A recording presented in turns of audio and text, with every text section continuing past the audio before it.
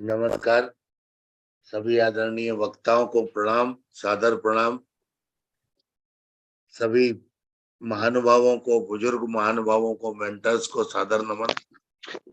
आदरणीय विष्णु प्रसाद शर्मा जी, अग्निहोत्री जी, सिजोरिया जी, सभी को सादर नमन।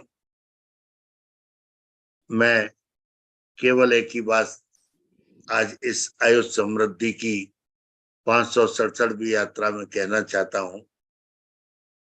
कोरोना काल में आयुष की हर पैथी ने चमत्कार दिखाया। हर पैथी, आयुर्वेद हो, यूनानी हो, योग हो, सिद्धा हो, सभी ने लाखों जाने बचाने का एक साहसिक कर्तव्य अपना निभाया। और वो भी उस समय जबकि शासन का उतना सपोर्ट कहीं कहीं नहीं था। होम्योपैथी की दवा भी बड़ी पॉपुलर हुई, यूनानी की भी पॉपुलर हुई, आयुर्वेद की भी पॉपुलर हुई, योगासन तो पॉपुलर थे ही। लेकिन फिर भी हम लोगों को दुर्भाग्यवश, चूंकि हम सरल हैं, सज्जन हैं, इसीलिए आलोचनाओं का शिकार होना पड़ता। हम अनवांटेड आलोचनाओं का शिकार होना पड़ता है। आज इसी विषय पर हम विद्वान वक्ताओं के विचार आमंत्रित करते हैं। और क्या हमको आयुष वालों को क्या इस सिचुएशन में खामोश बैठना चाहिए, और यदि खामोश नहीं बैठना चाहिए तो क्या करना चाहिए? किसी से लड़ने तो नहीं जाया जा सकता। तो अल्टीमेटली कोई तो ऐसी टिप्स होंगी, कोई ऐसी ट्रिक्स होंगी कि वो हम लोग अपनी अपनी जगह बैठे हुए उन सब बातों का एक विरोध करें, विरोध को पब्लिश करें। उसके लिए कोई प्लेटफॉर्म हो तो प्लेटफॉर्म आप लोग बनाइए। सबके पास प्लेटफॉर्म है, सब बड़े बड़ी हस्ती हैं हम लोग। लेकिन बस यही है कि हम लोग वहां सोचते नहीं है, पढ़ के और उसको आगे सर्कुलेट कर देते हैं। लेकिन जहां वो विरोध जाना चाहिए वहां तक वो विरोध नहीं होता। मेरा आज का विषय यही है। मैं आदरणीय विष्णु प्रसाद शर्मा जी को सभी वक्ताओं को आमंत्रित करने के लिए आमंत्रित Namaskar. Good evening to everybody. Respected, distinguished guests, eminent speaker, ladies and gentlemen.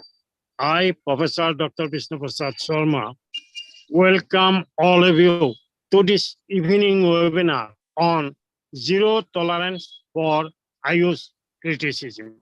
It's most interesting, most important subject. So in this webinar, we have eminent speaker.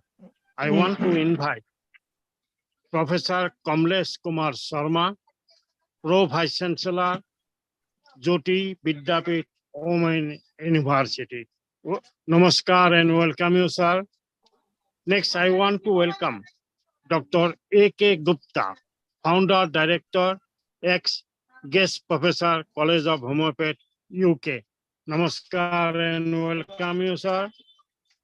Next, I want to welcome Dr. Mohsin Delvi, President, World Unani Foundation, General Secretary, Unani Drug Manufacturing Association, New Delhi.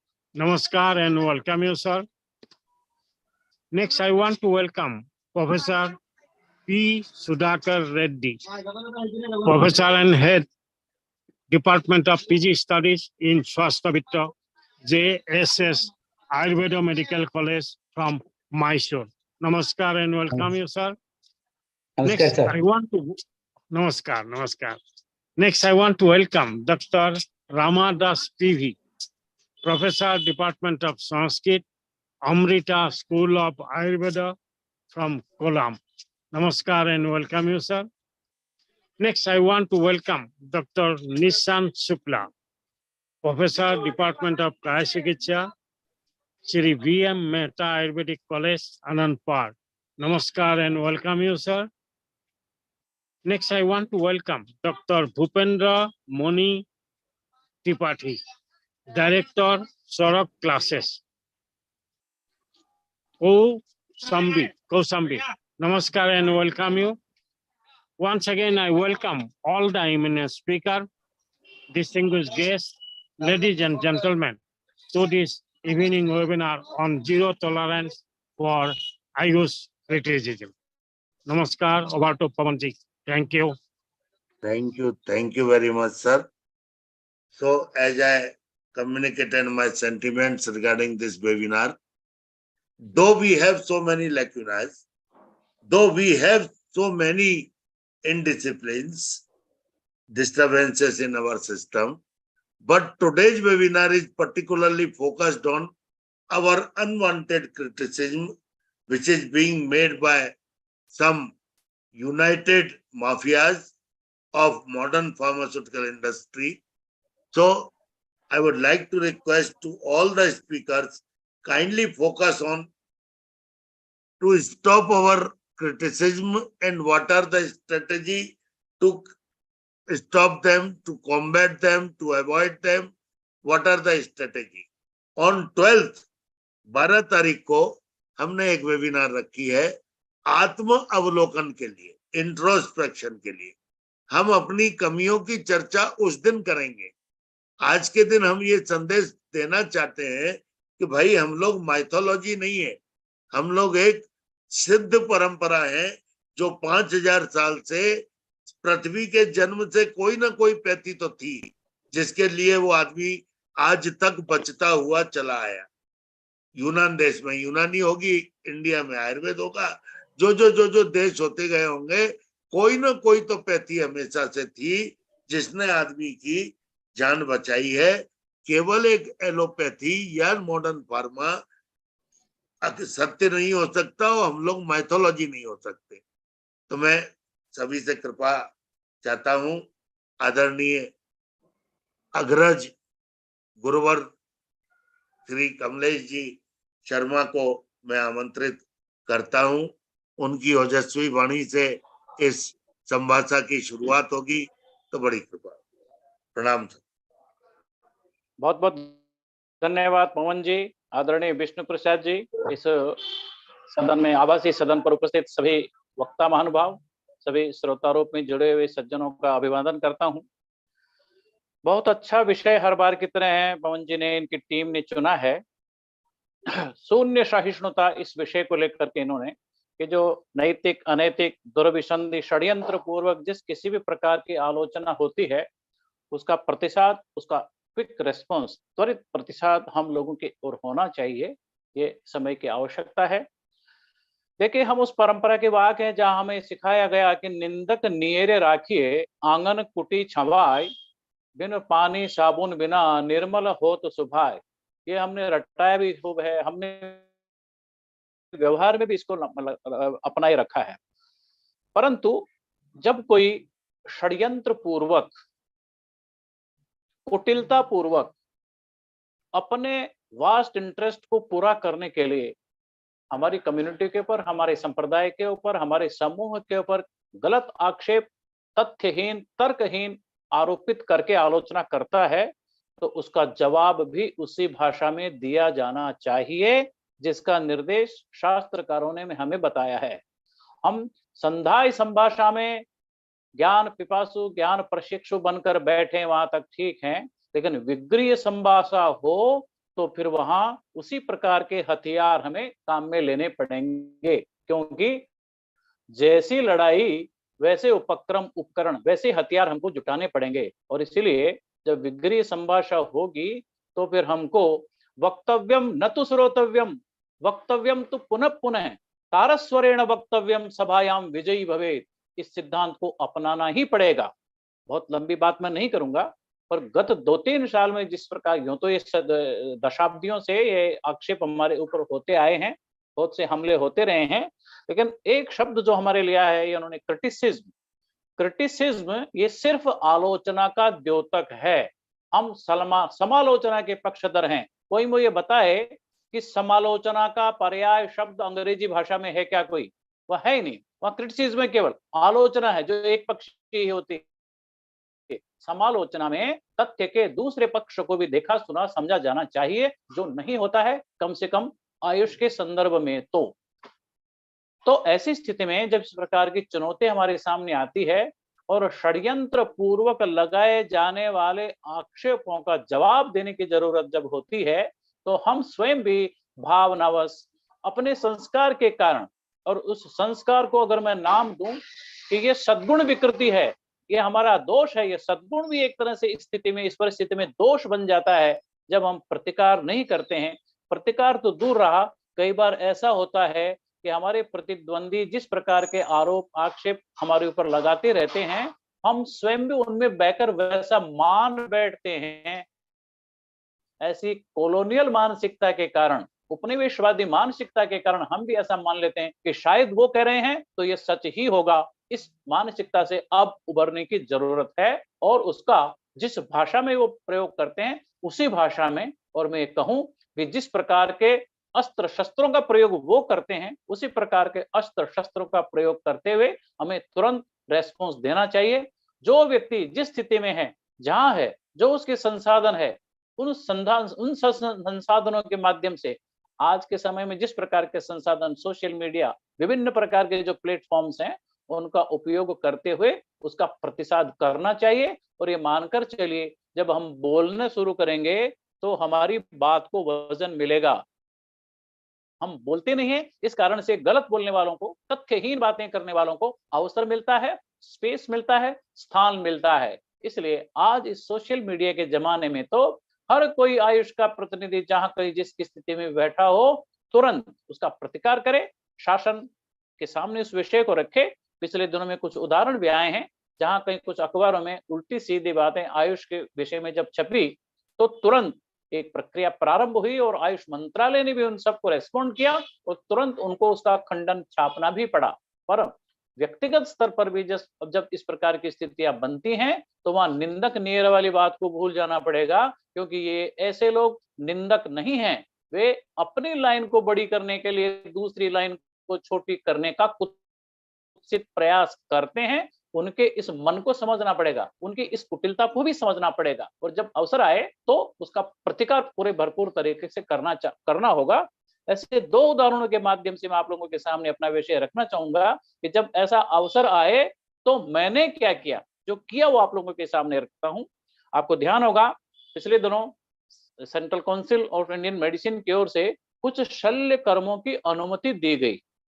ये ऐसे शल्य कर्म थे जो प्राय अपने शल्य शास्त्री, शल्यविद वो करते भी थे, परंतु स्थान स्थान पर उनको कानूनी दायरे में लाकर परेशान किए जाने की घटनाएं होती रहती थी। इससे बचने के लिए मंत्रालय की सहमति से कमीशन ने या काउंसिल ने वो आदेश निकाला कि ऐसे 56 और समथिंग इतने कुछ शल्य के उपक्रम हैं, कर्म हैं, जो आयुष चिकित्सक कर सकते हैं, आयुर्वेदिक चिकित्सक कर सकते हैं। इस विषय को लेकर के एक डिबेट दूर इस पे टीवी चैनल पर होती है। वक्ता के नाते जब मुझे भी बुलाया गया, संयोग से आईएमए के प्रेसिडेंट जो सामने वक्ता के रूप में उपस्थित थे, उन्होंने बड़ा आपत्ति की, हम इस विषय को लेकर के कोर्ट में जाएंगे, यहाँ जाएंगे, वहां जाएंगे, कि आप लोग क्यों इस प्रकार के सर्जरी कर सकते हो। तो मैंने उनसे किया, भाई क्यों नहीं कर सकते, आप क्यों करोगे। तो इसका उनके पास कोई जवाब नहीं था। वो कहने लगे कि एनेस्थीसिया कौन देगा। मैंने उनसे पूछा कि आपकी पैथी में दीक्षित बड़े से बड़ा सर्जन भी एनेस्थीसिया नहीं देता है। एनेस्थीसिया वही देगा जो उसका विज्ञ है, जो उसको जानता है। तो जब आप सर्जरी करोगे तब तो एनेस्थीसिया दे देगा। हम जब सर्जरी करेंगे तो वो एनेस्थीसिया क्यों नहीं देगा, उसका काम वो करेगा। सर्जन केवल सर्जरी करेगा, बड़े से बड़ा माइक्रो सर्जन भी वो वहां एनेस्थीसिया नहीं देता है। ये जब उसको बताया गया, हमारे एक लिमिट भी थी कि जिन्होंने शल्य शास्त्र में, जिन्होंने गायनी में या शालाक्य में जिन्होंने एमएस कर रखा, वही लोग तो इन सबको करेंगे। तो आपको पीड़ा किस बात की है।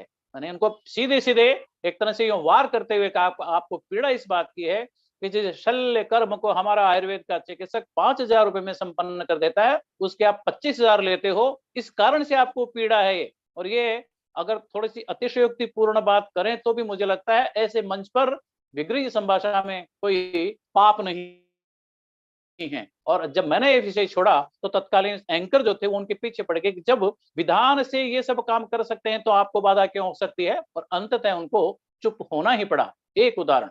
दूसरा उदाहरण, कोरोना के विषय को लेकर इसी प्रकार की डिबेट जब होने लगी, तो वहीं संजोग से वही व्यक्ति जो आईएमए के प्रेसिडेंट थे हमारे स्टेट के, उन्होंने फिर कहा कि कोरोना में आप क्या कर सकते थे, आपके पास तो कोई एविडेंस है नहीं, कोरोना नई नई व्याधि आई है, आपने पहले कभी ट्रीटमेंट किया नहीं, इसलिए शासन ने अच्छा ही किया कि पेंडेमिक एक्ट के तहत एलोपैथी के अलावा किसी अन्य पैथी को चिकित्सा करने का अधिकार नहीं दिया। ये ठीक ही किया।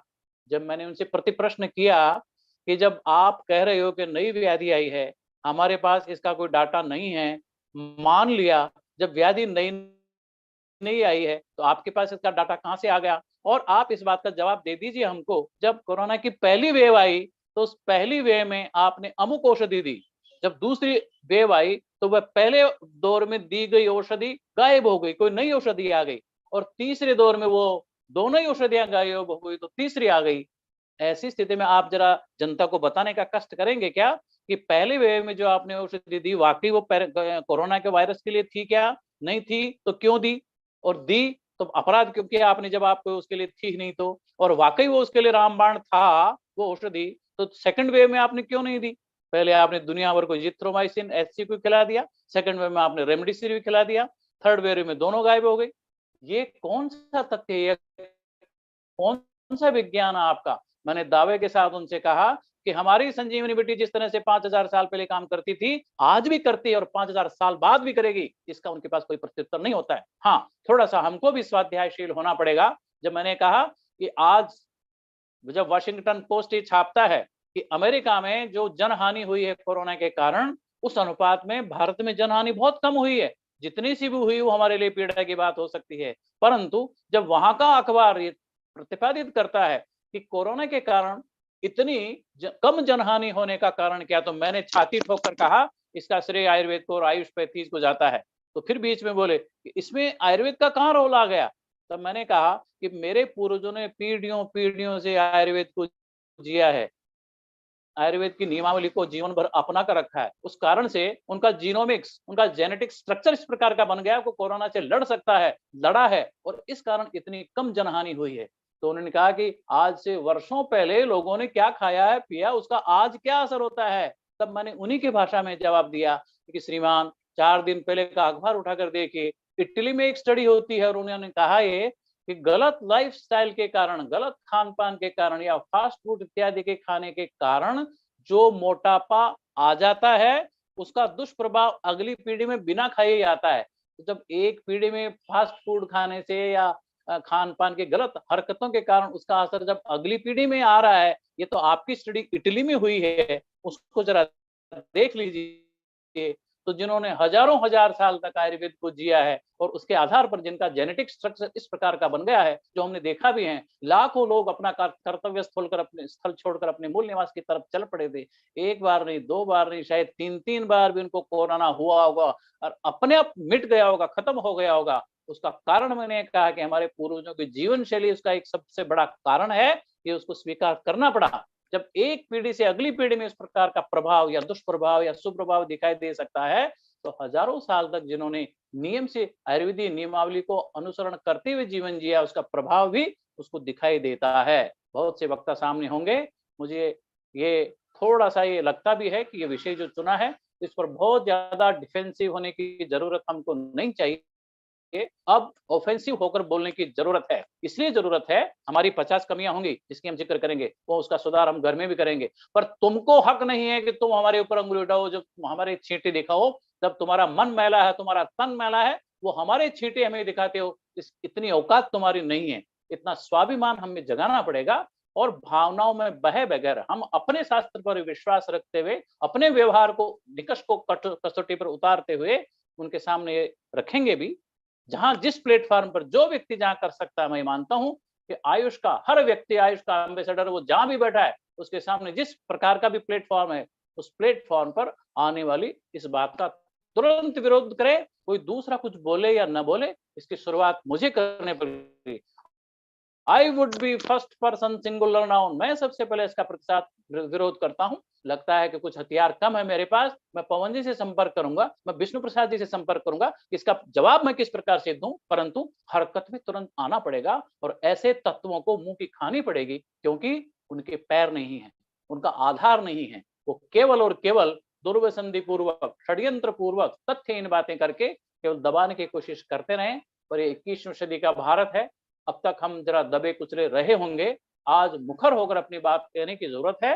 और हम भले कितने ही सहिष्णु हों, परंतु न्याय पथ के साथ, सत्य के साथ खड़े रहेंगे हम। हो सकता है हमारे पास पूर्ण सत्य नहीं हो, परंतु हम सत्यांश के भी पक्षधर हैं, और हम सबका सत्यांश मिलकर पूर्ण सत्य की ओर हमको लेकर जाएगा। इसलिए बिना किसी दबाव के, बिना किसी अहंकार के भी, लेकिन स्वाभिमान के साथ, जहां कोई ऐसा प्रसंग आए, ऐसी कोई बात आए, तो हमें दृढ़ता पूर्वक और विनम्रता के साथ, लेकिन कठोरता के साथ, दृढ़ता के साथ अपनी बात शासन के समक्ष, समाज के समक्ष, मीडिया के समक्ष, और ऐसा उल्टी सीधी बात करने वाले तत्वों के समक्ष रखने की आज बहुत बड़ी जरूरत है।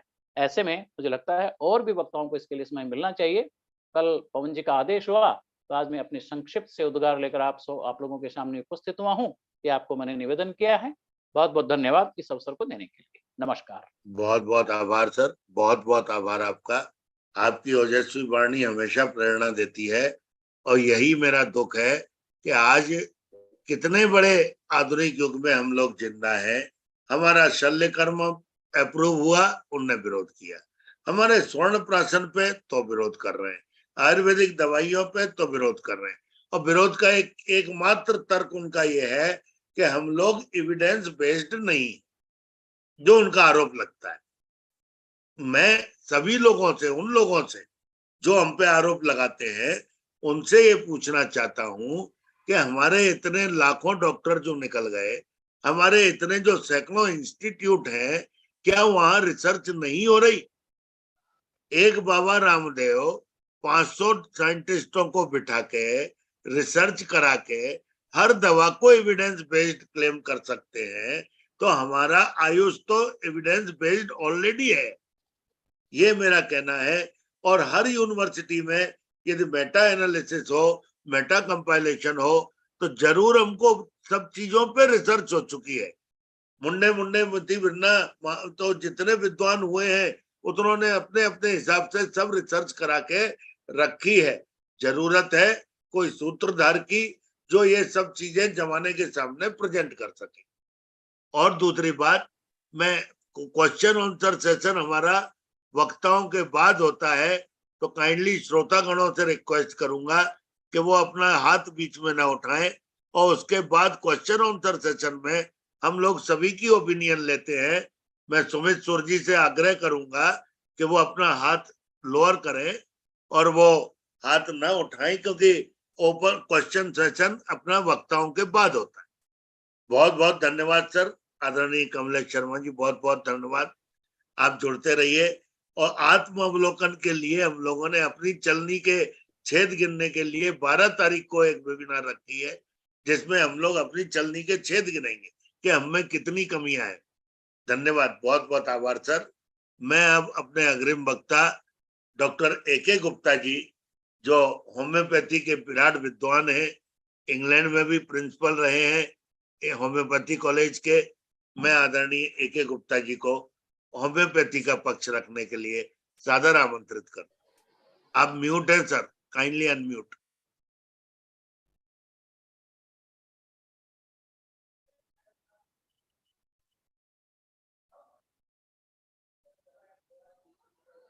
नमस्कार, अब आवाज आ रही है? जी सर, क्लियर। स्वागतम सर, स्वागत। हाँ जी, हाँ नमस्कार। हाँ धन्यवाद डॉक्टर साहब। आज का विषय वाकई में बहुत इम्पोर्टेंट है हमारी पूरी पद्धति के लिए, क्योंकि ये आए दिन देखा जाता है कि हमारा ऊपर ऑनस्लॉट होता है मॉडर्न मेडिसिन के लोगों का, या जिनको रिसर्च के जो साइंटिस्ट हैं उनमें किसी ना किसी बात पे वो कोई ना कोई नुक्ताचीनी निकालते रहते हैं। ये एक ऐसा विषय है जहाँ पे कि सिर्फ हमको आयुष डिपार्टमेंट को के साथ साथ जो गवर्नमेंट की अपनी बॉडी है उनको भी उसमें प्रॉपर रूप से वो लेना चाहिए, एक्शन लेना चाहिए। अनफॉर्चुनेटली हमने ये देखा कि प्रैक्टिशनर्स तो पूरे अपने लेवल पे बात करते हैं।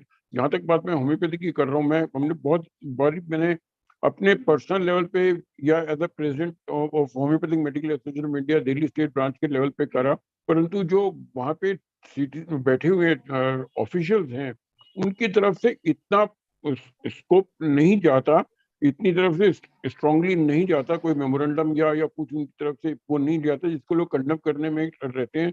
वो यूजुअली क्या होता है कि वो आप कहते हैं कि लाइक ये उसका गवर्नमेंट का वो है, वो वाला डिपार्टमेंट करेगा, उनका अपना डिपार्टमेंट है, वो उसको करेगा। और उस बीच में जो टाइम लगता है, तो उस बीच में जो बात हुई होती है वो काफी हद तक डाइल्यूट हो जाती है। जैसे कि अभी मेरे को याद है कि पिछली बारी जो कोरोना काल में जब एक आई मीन वहाँ के डायरेक्टर ने कहा था कि जो आर्सेनिक दवाई दे रहे हैं उससे आई मीन लोगों में लिवर की प्रॉब्लम काफी देखने में आ रही है, कि उनमें उनको डायरेक्ट वो करा कि ये होम्योपैथी की जो दवाई आई मीन आर्सेनिक एल्बम उससे लिवर प्रॉब्लम काफी ज्यादा बढ़ रही, जबकि इसमें कोई तथ्य नहीं है। उनके पास ना तो कोई डाटा है, ना कुछ कोई उसमें स्टडी थी। ये सिर्फ उनको क्योंकि अपना पास कुछ कर नहीं पा रहे थे, होम्योपैथी की प्रचार प्रसार हो रहा था, लोग बाग आर्सेनिक एल्बम ले रहे थे और उसकी अच्छी मीन रिजल्ट मिल रहे थे, तो उनको उसको बचाने के लिए आप इसको किस तरह की तकियनुसी बातें करते रहे, तो वो एक गलत बात है। और इसके लिए मैंने भी करा था, टीवी पे भी बात हुई, ये चीज कही गई कि ये चीज, और उसके बाद में उन्होंने उस चीज के लिए सॉरी भी बोला कि ऐसा नहीं होना चाहिए, नहीं होना चाहिए था, मेरा मतलब ये नहीं था। तो ये एक उनको एक आई मीन जो मॉडर्न मेडिसिन के लोग हैं उनमें या तो कुछ हाई हेडेडनेस है या उनकी इग्नोरेंस है, क्योंकि बाकी सिस्टम के बारे में शायद वो कुछ जानना भी नहीं चाहते, समझना भी नहीं चाहते। खैर अब तो आई मीन टाइम चेंज हो गया कि जब अब ये कहा जा रहा है कि like I mean new education policy में कि जो बाकी के एमबीबीएस स्टूडेंट वाले भी हैं उनको भी आयुष पद्धति के बारे में थोड़ी थोड़ी नॉलेज होनी चाहिए। ये एक बहुत अच्छा कदम है, जिसके बारे में मैं कम से कम 30-35 साल से पहले से इस बारे में बोलता आ रहा था कि एक फिजिशियन जो है एट अंडर ग्रेजुएट लेवल पे he should be taught to all basics of at least all the medicine so that he understands. Instead of criticizing, he should know where, I mean, is the limit of this particular pathy so that he can refer that patient to the other system of medicine for the betterment of the patient. ना कि जगह उनके बारे में पता कि आपको इस चीज से आराम नहीं मिल रहा, आप उसी चीज पे खींची आ रहे और मरीज का नुकसान होता जा रहा है। आपको यहाँ पे मैं दो चीजें I would like to share कि लाइक इसमें एक बहुत पुरानी बात है जिसमें कि लाइक आई मीन मैं मेरी एक पेशेंट जिनको थायराइड हुआ था, तो ये बात काफी पुरानी है, जिन दिनों में इनमास में खाली वो होता करता था आई मीन टेस्ट। तो जब उनको बताया, मैंने कहा कि आप इसका टेस्ट करा लीजिए, तो उन्होंने कहा मेरे already institute of medical sciences में वहाँ पे जान पहचान है, क्योंकि लॉन्च क्लब के वो हमें करता धरता थे। तो वहाँ पे जाके डॉक्टर ने कहा कि ये तो आपको तो कैंसर लगता है, और ये तो उसके बाद टेस्ट की रिपोर्ट आएगी तो अब उसके बाद देखेंगे। टेस्ट की रिपोर्ट आई, कहा कि नहीं ठीक है, आपको ये आई मीन थायराइड है और ये दवाइयाँ लीजिए और 10 महीने बाद आके दोबारा मिले।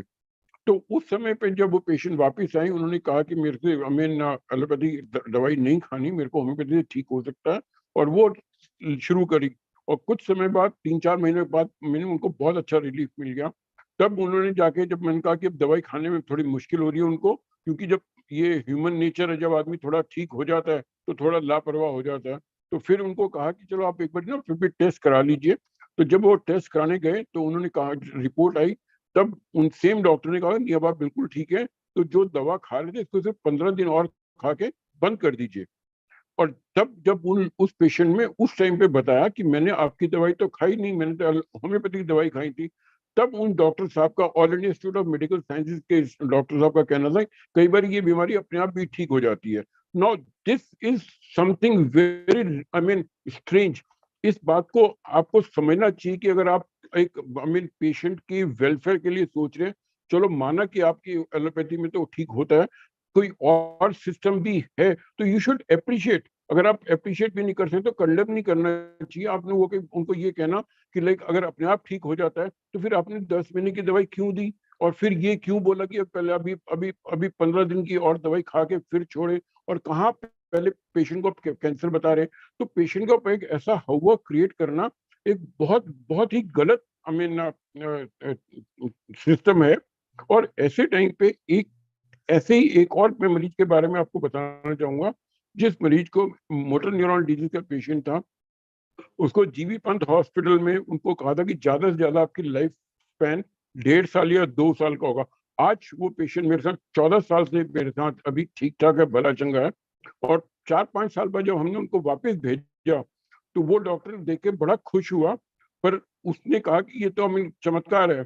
तब उन्होंने कहा मैंने एलोपैथी नहीं खाई, मैंने तो होम्योपैथी दवाई खाई।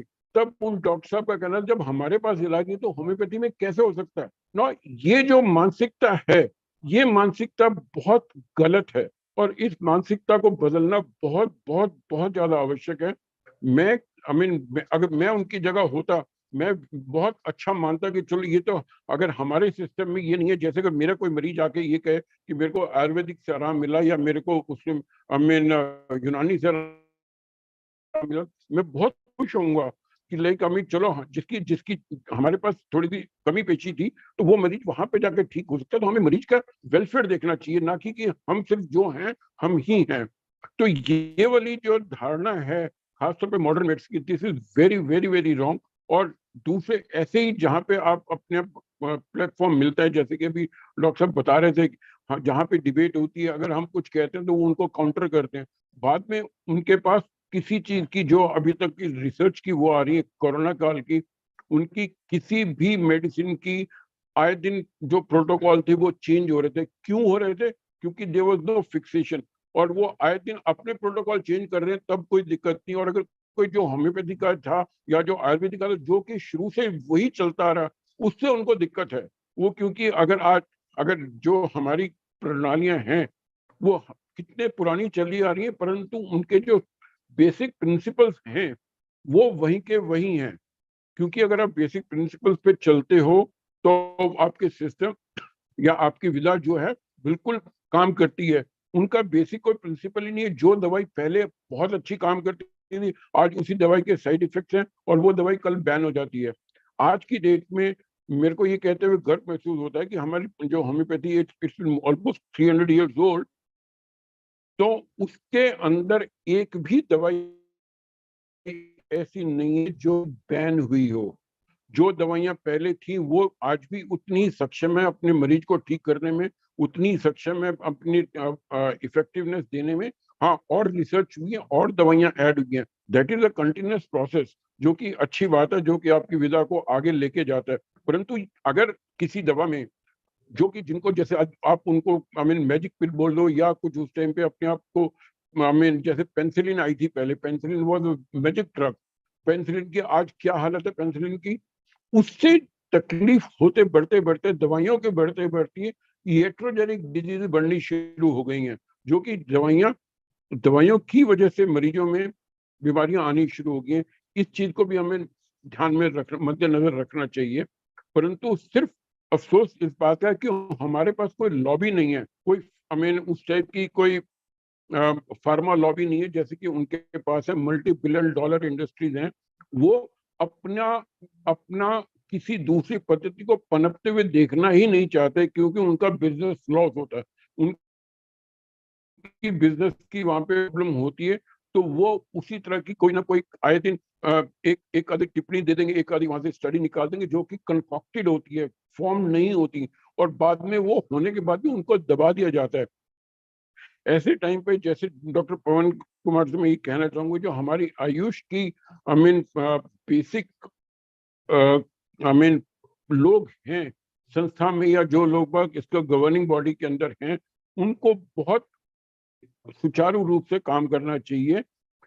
ना कि सिर्फ वो, क्योंकि वो जो जो वहां पे लोग हाई ऑफिशियल बैठे हैं वो सिर्फ अपने बॉसेस को खुश करने में रहते हैं कि लाइक, क्योंकि उनका पर्सनल गेन उसमें रहता है, to remain in good books of that their superiors और their ministers and all that. तो कई बारी इसकी वजह से जो हमारी सिस्टम है, हमारी पैथी हैं, वो पिछड़ जा रही हैं। इसके लिए हमें अपने आप पे जरूर काम करना पड़ेगा। जैसे कि आपने बताया, अमिल 12 तारीख को जो वेबिनार कर रहे हैं, अपनी कमियां देखेंगे तो उस कमियों में ये भी कमी है कि जो ऑफिशियल्स वहां पे हैं वो पूरा प्रॉपर रिप्रेजेंटेशन नहीं दे पाते या नहीं दे पा रहे। क्यों नहीं होता, इसके कारण को हमें जानना चाहिए।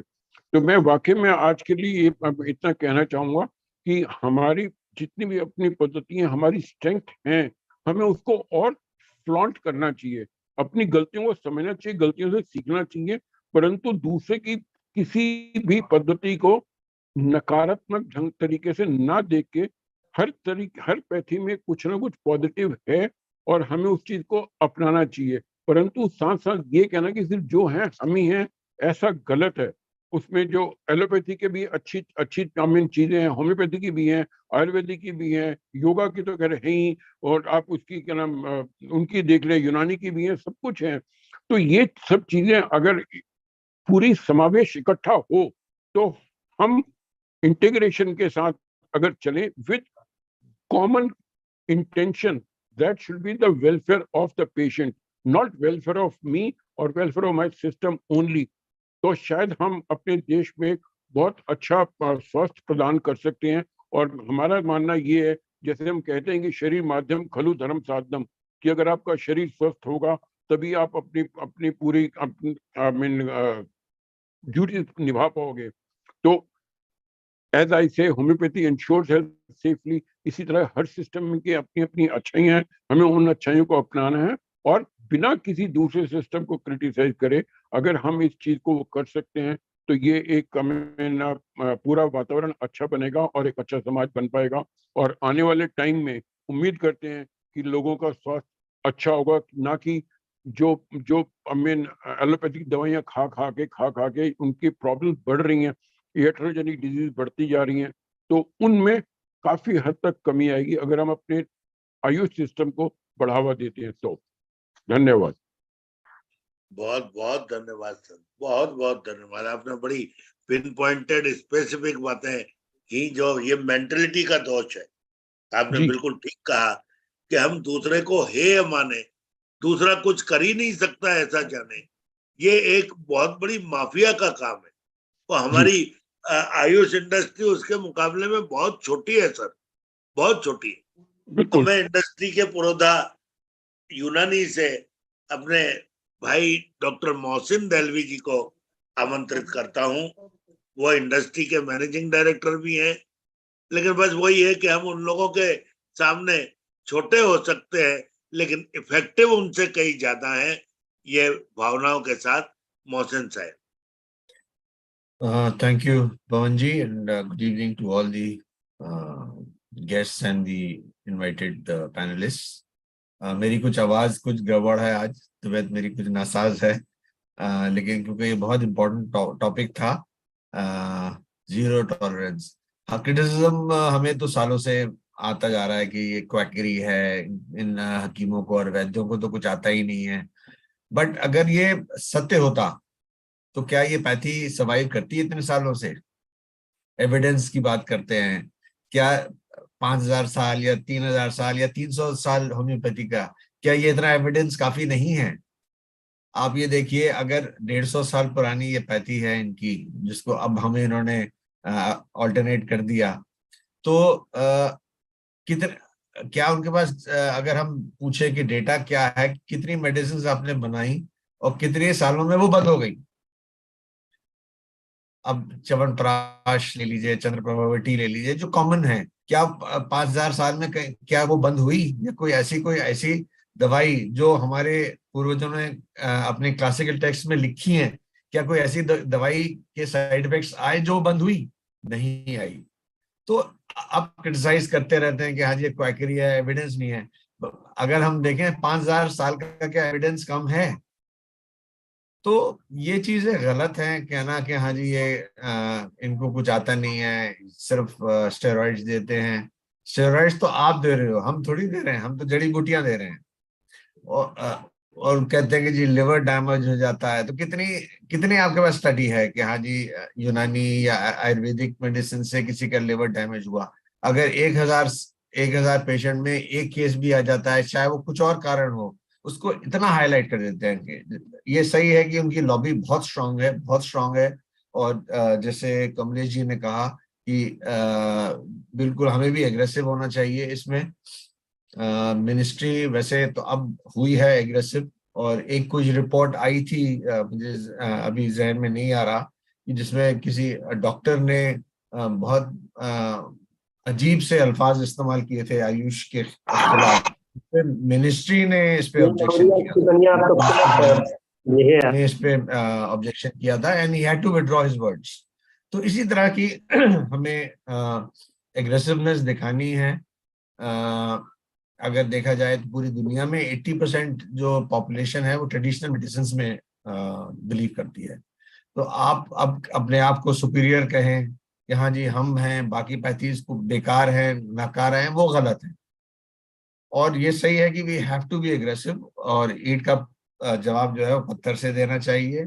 जितने भी हमारे जो लाइक माइंडेड पीपल हैं, दे शुड अप्रोच, चाहे वो मिनिस्ट्रियल लेवल पे, और क्योंकि वो अपनी कमियां नहीं दिखाते, वो अपनी कमियां नहीं दिखाते कि हाँ जी हमारी ये दवाई काम करना बंद कर दिया, ये उसके इफेक्ट्स हैं। एक विलियम ऑसलर एक बहुत फेमस फिजिशियन रहे थे, उनका ये कहना था कि 2/3 ऑफ पेशेंट्स जो एडमिट हो रहे हैं हॉस्पिटल में, वो साइड इफेक्ट से एडमिट हो रहे हैं। गया वो, उसने इलाज किया, इलाज से ठीक हुआ, फिर पता चला वापस वो हॉस्पिटल जमा हो गया because he had some side effects. उसको वो हाईलाइट नहीं करेंगे, सिर्फ हमारे पीछे आयुष पद्धति के पीछे पड़े हैं कि हाँ जी ये तो बिल्कुल नकारा है। लॉबी बहुत स्ट्रांग है, इस वजह से मेरा ख्याल से मीडिया भी सपोर्ट करती है, मिनिस्ट्रीज भी सपोर्ट करती हैं, क्योंकि अच्छा उनका वो है। तो ये थोड़ा सा हमें देखना, इंटरनेशनली भी अगर हम देखें कि जो ईयू में हर्बल मेडिसिन वो बैंड, वो क्यों बैन हुई? उसी वजह से क्योंकि इनकी लॉबी बहुत स्ट्रांग थी, और इन्होंने मिनिस्ट्रीज पे प्रेशर डाल के और हर्बल मेडिसिन को बैन करा दिया गया था। अब वो ठीक है, वो फूड सप्लीमेंट्स के तौर पे जा रही हैं, but still some countries have banned the use of herbal medicine. तो ये चीजें जो है ये करते जा रहे हैं, और इसके खिलाफ हमें डेफिनेटली कुछ ना कुछ इसमें करना पड़ेगा कि चाहे वो मिनिस्ट्रियल लेवल पे हो, किसी लेवल पे भी हो। But this is very important कि बहुत हो गया, और जबकि ग्रोथ, अच्छा ये परेशान इसलिए भी है क्योंकि ग्रोथ ये बहुत तेजी से आयुष सिस्टम्स की हो रही है, और people are shifting from allopathic to Ayurveda, Unani, homoeopathy. क्यों? क्योंकि वो देख रहे हैं कि हाँ जी इनके साइड इफेक्ट्स नहीं हैं। तो इस वजह से और उनको फिक्र हो रही है, एंड उनका प्रेशर जो है वो और बढ़ता जा रहा है कि हाँ जी मैं चैलेंज से कहता हूँ कि जितने भी 50% डॉक्टर्स हैं, एलोपैथिक डॉक्टर्स, वो कहीं ना किसी टाइम पे उन्होंने यूनानी या आयुर्वेदिक दवाई खाई होगी, या उनके फैमिली को दी होगी, बट वो सामने नहीं कहते किसी से कि हाँ जी हम खुद इस्तेमाल करते हैं। They always criticise. मैं अभी एक किसी के साथ गया था, एक एलोपैथिक डॉक्टर के पास, उनको दिखाना था, मैं बाहर बैठा था, आई कुड हियर, उसने ये कहा कि हाँ मैं डायबिटीज की मैं एक हर्बल मेडिसिन ले रहा हूँ। तो उस डॉक्टर ने यही कहा कि हाँ जी वो तो सारी फेक होती है, स्टेरॉइड्स होते हैं, और पता नहीं क्या क्या उल्टा सीधा वो पेशेंट है। तो ये हर एक पेशेंट से ये डेफिनेटली सारे डॉक्टर्स कहते होंगे कि भाई यू डोंट यूज एलोपैथिक, ये हर्बल मेडिसिन, इसमें पता नहीं क्या क्या ये डालते हैं, क्या इस्तेमाल है। तो ये क्रिटिसिज्म जो है इसको हमें इनका चेंज करना है। गवर्नमेंट का भी ये पॉलिसी ठीक है कि भाई they should give training of 6 months और at least 3 months of knowledge of Ayush systems, ताकि उनको भी जहन में आए कि हाँ जी इनके कोई साइड इफेक्ट्स नहीं होती है। रिसर्च कहते हैं कि एविडेंस बेस्ड नहीं है। कितनी रिसर्च इंस्टीट्यूट्स हमारी है यूनानी और आयुर्वेदिक की, कितने आप पबमेड में चले जाइए, देखिए कितनी रिसर्च हुई है हर्बल प्रोडक्ट्स में। तो किस बेसिस पे ये कहते हैं कि हाँ जी ये सब फजूल की पैथीज हैं, बेकार पैथीज हैं, कोई एविडेंस नहीं होता। तो ये सिस्टम हमें डेफिनेटली इसको चेंज करना चाहिए। बस मैं मेरे असल में आवाज कुछ थोड़ी सी गड़बड़ा है, इसलिए मैं ज्यादा नहीं बोल पाऊंगा। Thank you Baba ji, and congratulations for having such a bright topic for today. Thank you. Thank you. मैं आश्चर्य करता हूँ, सभी एलोपैथिक डॉक्टर चाहे वो इंडिया के हों कहीं के भी हों, अपने घरेलू नुस्खों का प्रयोग करते ही करते हैं। हिमालय जैसी कंपनियों का रिप्रेजेंटेटिव आयुष डॉक्टरों के पास नहीं जाता, क्योंकि वो एलोपैथी डॉक्टरों के पास ही जाता है। इसका मतलब उनका पूरा बिजनेस लगभग वहां से है। हमें आपत्ति नहीं, इतने आयुर्वेद के प्रोडक्ट यूज करते हुए भी वो आयुर्वेद को क्रिटिसिज्म करते हैं, ये एक बड़ा आश्चर्य की बात। आयुर्वेद हो, यूनानी हो, होम्योपैथी हो, इनमें सब में अपनी अपनी तासीर है, वो जो शक्ति है।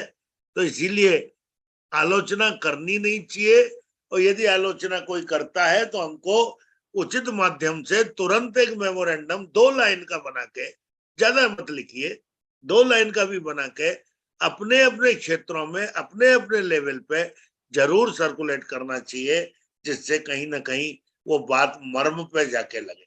थैंक यू मोहसिन साहब, थैंक यू वेरी मच। मिलते हैं आपसे 11 तारीख को यूनानी डे में। हैप्पी यूनानी डे इन एडवांस। और मैं इजाजत चाहूंगा, मुझे जरूर जरूर जरूर है। जरूर थैंक यू, जरूर thank you, thank you ji. Now I would like to request doctor Sudhakar Reddy ji. Welcome Sudhakar साहब, welcome. Sir, good evening. Good Namaskar to evening, all good evening, welcome welcome, नमस्कार। VK Abhimanyu Samriddhi and all other dignitaries, and also special thanks to our comrades who answered. Sir. Yesterday, sir has showed my name on the board.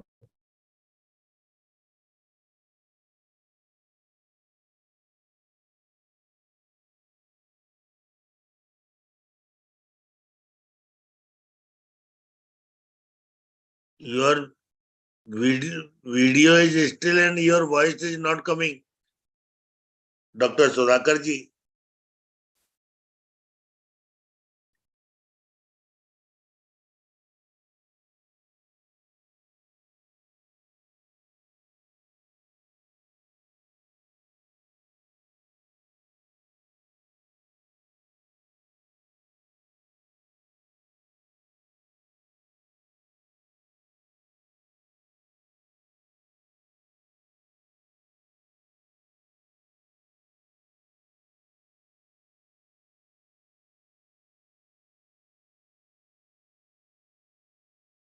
I hope he is joining again.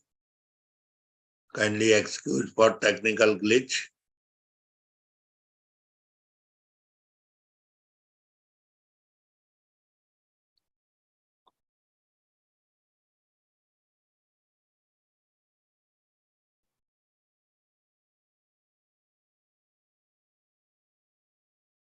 The connection is disconnected. So we will take him after Ramdas ji. So I would like to welcome Dr. Ramdas PV. Welcome, welcome Ramdas. Namaste, sir. I'm not a doctor. I'm only a Sanskrit faculty. Once again, I'll remind it. And 19 years of Ayurvedic college teaching as a Sanskrit professor. What I found is what we lack is actually the real support from the government. The government authorities should support AYUSH, all the divisions, Ayurveda or Unani or whatever it may be. Authoritatively, they should give the freedom for the Ayurvedic doctors or Unani teachers, doctors or anybody to treat the patient with the perfect rules, that they should not be misusing their knowledge for troubling or killing the people. This is one important thing the government side has to be done, because the government side is very, very important for this science has to establish. Otherwise, these colleges will disappear because they are not getting opportunity. The seats will not be fulfilled. There are a lot of problems facing the society. And they should protect the science that which is our protect, that is our science actually. We have to say that Indian science or the regional science, which has to be protected by the government, giving real value for these sciences. And from our side, already sir has told, we have some defects of our side, that because, see, there are so many BMS doctors who treat the people in the regional village wise. Again, I am reminding this all people should develop the data, and every 2 months, 3 months, they should have a real, even after treatment, they should have the connection with their patients, and they should get the opinions of the patients. And this has to be published for the public again and again. So the publics will have the real faith in the science, and they never ever say that there are bad effects from this science. First of all, they should not be misguided by the other science people. For that, whatever be the things the Ayush doctors have to do is, they should not leave the patient immediately after treatment. They should be in touch with them. There should be audio clips. There should be writings from them. It has to be published in public medias as much as possible, that the patient's opinion about the science in which they are cured and how much beneficial it is. And as the first speaker told that Vigriha Sambhasha, of course, it is needed in stages, but this is not the way we have to reply. We have to reply through the patient who speaks that when I took this modern medicine, I have got this and this problem. But when I take Ayush medicine, I do not have such problems while curing the things. That audio clips and such writing from the public is very much needed as proofs for establishing the what we will say absence of danger or absence of side effects in Ayurvedic as much as possible. As much as possible. It should start right from the villages, the collection of the data, and every Ayush doctor work for the public should continuously, every 2 months, every doctor should publish 2 papers with the opinion of the patients of them after treatment. And this will develop the confidence in the people. They will rush to the institutions where the Ayush doctors are there. When the patients are increasing, then there is nobody can oppose the science that there are side effects. Because when the customers are fully satisfied, why do we have to bother about others? And the government can do such strong rules to support this science in a perfect way. If that is happening with Ayush ministry, certainly our science will be always useful for our people. And through that, when our people are getting benefited, automatically the whole universe will come to us. You know, when they are coming and treating from us, instead of we are going to them and treating them, let them come to here and let them feel that our science is powerful. There are so many come to India and learn Ayurveda and practice in foreign countries now also. There are so many people. So why they are coming and learning and going if the science is not there? Say, from those people also, we should have the write-ups, and it should be established everywhere. Everywhere means everywhere, every papers, every public medias. And that will be the best answer for the people who criticize. Swarna Prasham, you give for 10 people and give study on them up to 14 years. Do not leave them. Get those people's opinion, how it works in them, and publish every year of the older patients. So this all will be finally the data to prove that our science is more beneficial for the customers. So it is the responsibility, not only the responsibility of the college and professors and lecturers and assistant professors and etc. Every Ayush doctor who works for the public should do this. And the data should be perfect, and the public should have the great faith in our science. If the public is coming to us, certainly it is going to be on the top of every science, and the people will come over here and request us, please teach us your science. Because even the Western countries, there are people during this COVID, to be very frank, I am telling you, there are so many people, I send Villuadi Guliga and etc. for them. So there are so many people who wish Ayurvedic treatment outside. No doubt in that one. So they all will support, but their audio clips, their opinions, everything has to be published. Everything has to be published. That will automatically shut the mouth of the people. For all these things, the Ayush ministry should always support our science, that is the medical science. It is established in Bharat Desha, and it is our proud science, and it is going to find out solution for almost all problems. We don't have to say that whether this COVID virus is explained in our science. Now, yesterday I read one Trimshati. There is a book, Trimshati, Jwarat Trimshati, written by actually Sarangadhara. Trimshati is the 300 slokas. And very beautifully it explains so many Jwara Vedas, that which is not explained in our Lagutri and the Brihatri. Sometimes the manuscripts would not have been found out by us. They would have explained so many things over there. And the beauty in that one is the Jwara affected by plants, it is told. Jwara affected by the animals, Pakshi, everything is told in that one. You just imagine how the Jwara affects. So the concept of the Jwara itself is changing over there. In that explanation written by Sharangadhara, Trimshati is a sloka. Yesterday I read nearly 30 slokas. Beautiful way of presenting. So there are so many manuscripts which are to be coming out, and it has to be brought to the people. And all this may be over there. All these types of things would have been explained by them. Of course, this all needs a lot of support from the public, from the ministry to publish these books and etc. Otherwise, they will be there in the, actually one student is doing the study in that one, it will be there in the library in the dark sites. It will not come out.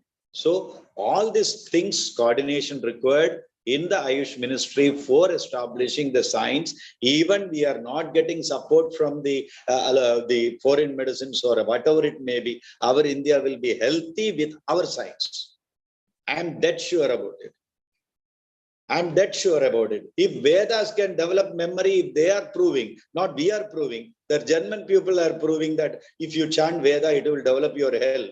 You just imagine they will come behind us. Why we have to go behind them? First, our people should give the best opinion for us. And the people who are attracted by the other sciences who are living in India has to shut their mouth from the customer's view. Actually, the customer satisfaction is the best way to be established by AYUSH. For that, AYUSH ministry should give complete support for the AYUSH doctors. And from the AYUSH doctors, instead of discriminating them, BAMS doctor, PG doctor, and etc., all them stay together with all the medicines, even the Tamil Nadu medicines, everywhere. That's our medicine. Every should stay together. We together can bring the India to the healthy country for the people who are there. If they can prove it, this coordination certainly will be a great answer for the people who speak against AYUSH sciences. I feel honge kamyam, only when we are hath mein hath, hand in hand. When the hand in hand theory is established, certainly Ayurvedic science will come out with powerful colors for Indians first, then for the people who are coming and seeking that science, begging to us, and we will give them broad-mindedly as Bharatiyas. We are always broad in our mind to give dana, because dana is considered to be Chaturthi, Sampradana Chaturthi. We are very much fond of it. We will give our science to them. The 4 preposition is used by us. It is not 2 preposition. We never take the possessionship. We will give the dana for them. You can take it, don't mind. You establish in your country. Such a we will give. First, we will develop that in our science. I feel if the AYUSH ministry and AYUSH people, hand in hand, if they come, our science will come out.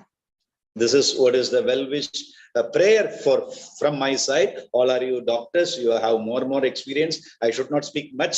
This is what is my opinion about this. Thank you very much for giving the opportunity, Pavan sir. One day our science will become on the top. And the same faith is there.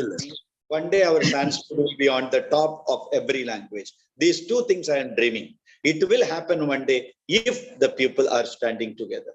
Thank you very much. तथास्तु, तथास्तु, तथास्तु. काश ऐसा हो, definitely होगा. Thank you, Ramdas ji. Thank you very much. You are very logical, excellent. Now I would like to request again Dr. Sudhakar Reddy Sahib. Welcome, Dr. Sudhakar.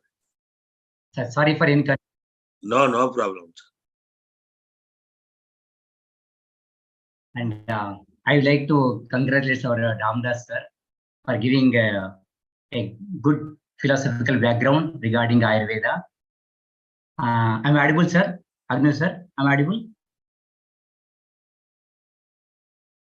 Yes, loud and clear. Yes, continue, please. Sir, is it visible, sir? My screen is visible? It's just getting started. Yes, sir.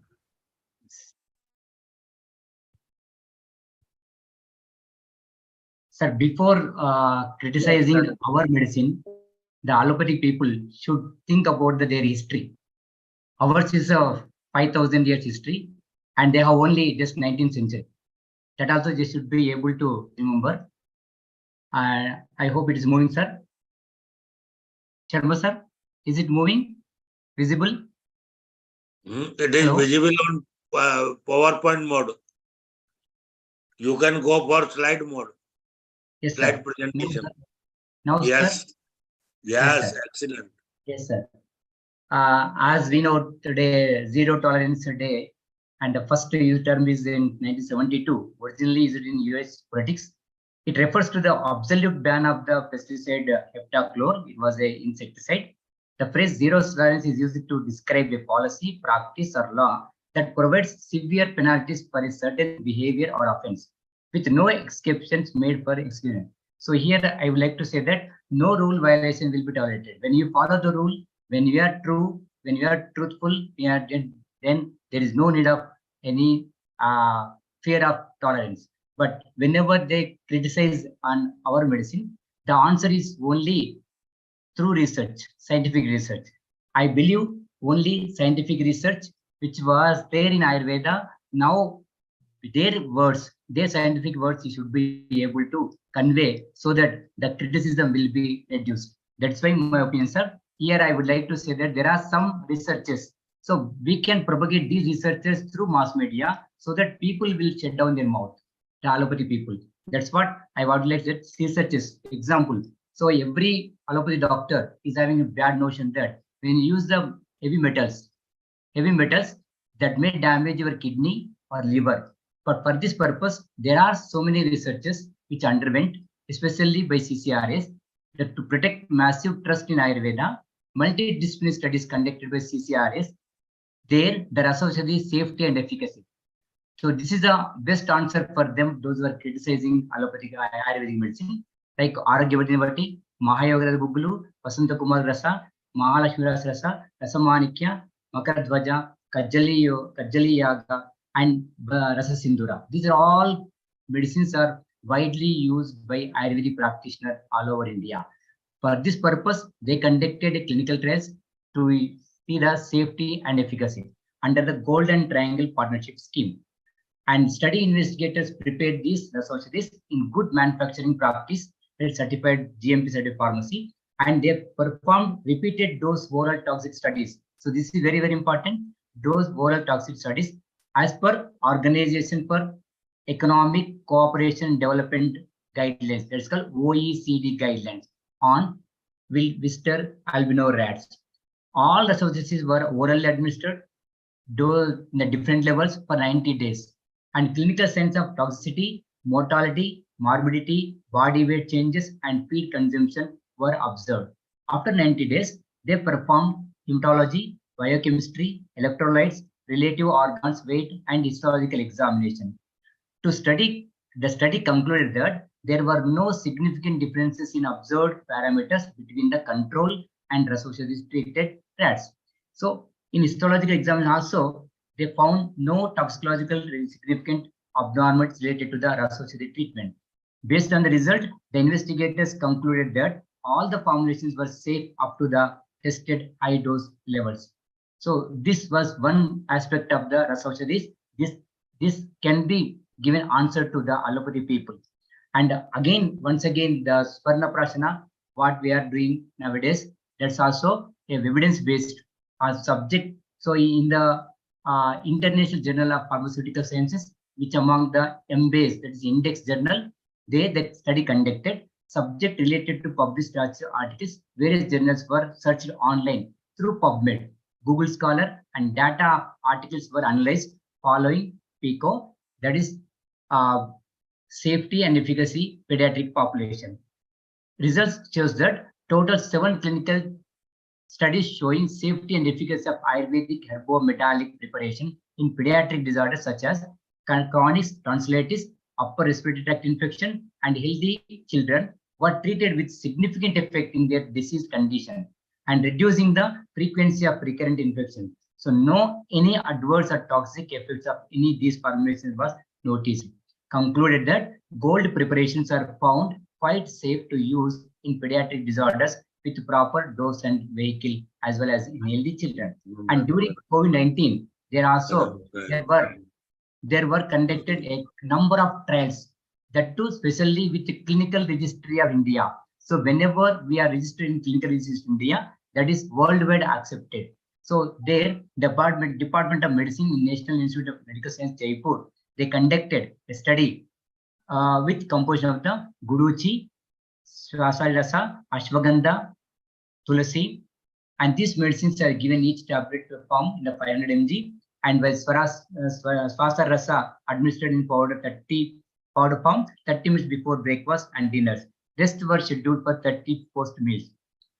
Patients in the treatment group also received 4 drops of Anataila. So a package of Ayurveda in such nostrils in every day 1 hour before breakfast. Patients in the placebo group received identical looking tablets, drops, post randomization and double-blind assessments. So their RT-qPCR test was also conducted, and the result shows that by the day of 3, 71.1% and 50% patients recovered in the treatment and placebo groups, but respectively. But treatment groups witnessed 100% recovery in the day 7, while it was 60% in the placebo group. Average fold changes in serum level of HS-CRP, IL-60, TNF in the treatment group were respectively 12.4, 2.5, 20 times lesser than the placebo group, and concluded that Ayurvedic treatment can expedite virological clearance, helps in faster recovery, and concomitantly reduce the risk of viral dissemination, reduce inflammation markers, suggested less severity of SARS-CoV-2 infection in the treatment group. Moreover, there was no adverse effect observed to be associated with this treatment. So this all the journal conducted, and recently in Journal of Ayurveda Integrated Medicine, one of the PubMed recognized journal, it was published that analyzed studies of Ayurveda were higher than other AYUSH systems. But there are 24 studies from Siddha, 23 studies from homeopathy, 12 from yoga and naturopathy, 7 from Unani system, and none from other segment. The intra-AYUSH collaborative efforts were seen in 9 studies. There were 6 observational studies and 191 intervention studies. The intervention studies could be further categorized as per the aims, prevention, and recovery. 11 studies focused on mitigation of psychological impacts related to COVID-19, whereas 2 studies had both prevention and recovery in their aim. Of the 197 studies, maximum studies were conducted by either AYUSH institution or by personal trained in AYUSH systems. 83 studies were planned by non-AYUSH institution, personnel were conducted. 7 studies were collaborative in nature between the AYUSH and non-AYUSH institutions and personnel. So these are all why I quoted means when they are criticizing, we should have an evidence to combat that criticization. So these are the examples I quoted, which are conducted recently to have a evidence-based medicine. And as per my knowledge, how to combat any criticism on Ayurveda, we should have a success case reports, case reports, personal experiences, as our other physicians are mentioned, patient experiences, preclinical studies, clinical studies, research publication, index journal. So these are the ways to combat our criticism on Ayurveda. And most importantly, RCT with double blind. So this is the most scientifically accepted research methodology, randomized control trial with double blind, and also black box design, which is again accepted by WHO for our traditional systems of medicine. And here, to make Ayurveda evidence-based medicine, we have 3 things that is called EMB trials. That's called individual clinical expertise. So those who are practicing all over India, Ayurvedic practices, so their experience also can be taken into consideration. And best external evidences, that means publishing in the articles, that's called best external evidences. And even patient values and expectations also. So we can interview the patient, we can take the patient opinion. So the Ramdas was telling that the public should involve. So the public will involve when they are getting the good benefits from the Ayurvedic practitioner. So individual clinical experiences, best external evidences, and also patient values and expectations. With these 3, we can make Ayurveda as an evidence-based medicine. So there will be no any criticism on Ayurvedic system. And lastly, I would like to say that we have to generate evidence-based medicine. The levels are there. The best level is only upper one. So we start with the in vitro, that is research in test tube or in vitro studies. Then you go for animal research. Then you go for ideas, editorials, and opinions, and also case reports, case series, case control studies, cohort studies, and randomized controlled double-blind studies, and systematic review and meta-analysis. In the starting of this webinar, Dr. Pawan Sharma was telling systemic reviews and meta-analysis. These are very, very important to shut down their mouth of criticizing on Ayurveda. So this is possible nowadays already in the institution level, in the Department of AYUSH level, CCRS level, they are taking up. Only thing is that this has to be propagated and through mass media and through publication. Then only we can say that we have a lot of evidence regarding Ayurveda safety and efficacy. And to conclude, I can say that don't give any place to criticism on Ayurvedic modalities. Be confident, be brave, be noble, be honest, be loyal to Ayurvedic preventive principles and practices so that nobody will criticize on us. Okay. Thank you. Thank you very much for giving this opportunity and patient listening, sir. Thank you very much. Thank you, Dr. Reddy. Thank you very much. Please share your presentation. Your Yes, sir, message must be circulated. Yes, to sir. all. I'll share. Excellent, excellent. You have given everything logically. Very nice, very nice. Thank you very much, sir. Now I would like to request Dr. Nishant Shukla ji. Dr. Nishant Shukla ji, welcome. Welcome, doctor. नमस्कार sir. नमस्कार sir. मैं sir नमस्कार। आज थोड़ा जो है वो थोड़ा डिस्टरबेंस रह सकेगा। मैं ट्राई कर रहा हूँ कि ऐसी जगह पे बैठूं कि जहाँ पर डिस्टरबेंस ना हो। कोई बात नहीं, कोई मैं family function doctor Kamlesh sir को हमेशा मैंने इसी प्रकार से सुना है और उनके अभिप्राय काफी हद तक जो है वो स्ट्रेट फॉरवर्ड रहते हैं। Offense is the best defense. So I would like to start with the same thing. I would be first of all describing and sharing some of the important facts. These may be the eye openers. तो जैसे ये Covid का आया था उसी प्रकार से 2009 में स्वाइन फ्लू का जो है वो पैंडेमिक इंडिया में और एशियन कंट्रीज में फैला था। एंड इन 2014 गार्डियन यूके ने एक इम्पोर्टेंट न्यूज जो है ये रखी थी and they have declared that this is the biggest ever medical conspiracy in the history.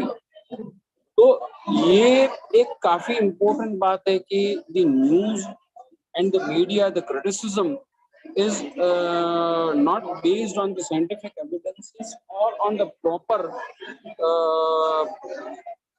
development process. It is the criticism for gaining the benefits, and these are the malified intention, criminal malified intention, I would like to say.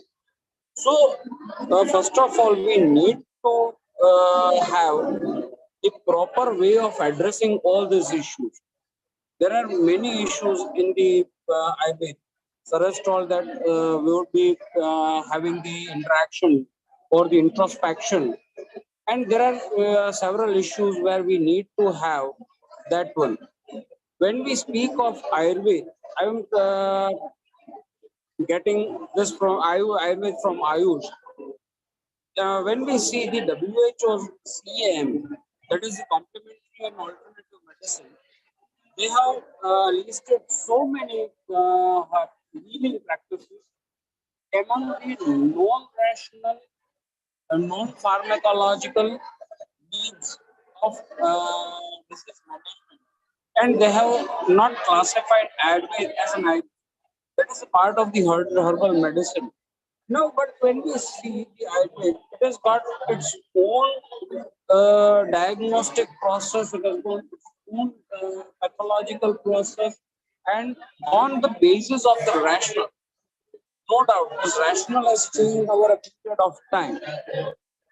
I would like to share one example that I give to my students, that when you have purchased the mobile in 2000, they are coming with a big booklet describing that how to call, how to get message, how to reply, how to shut off the phone, how to start the phone, how to get it started.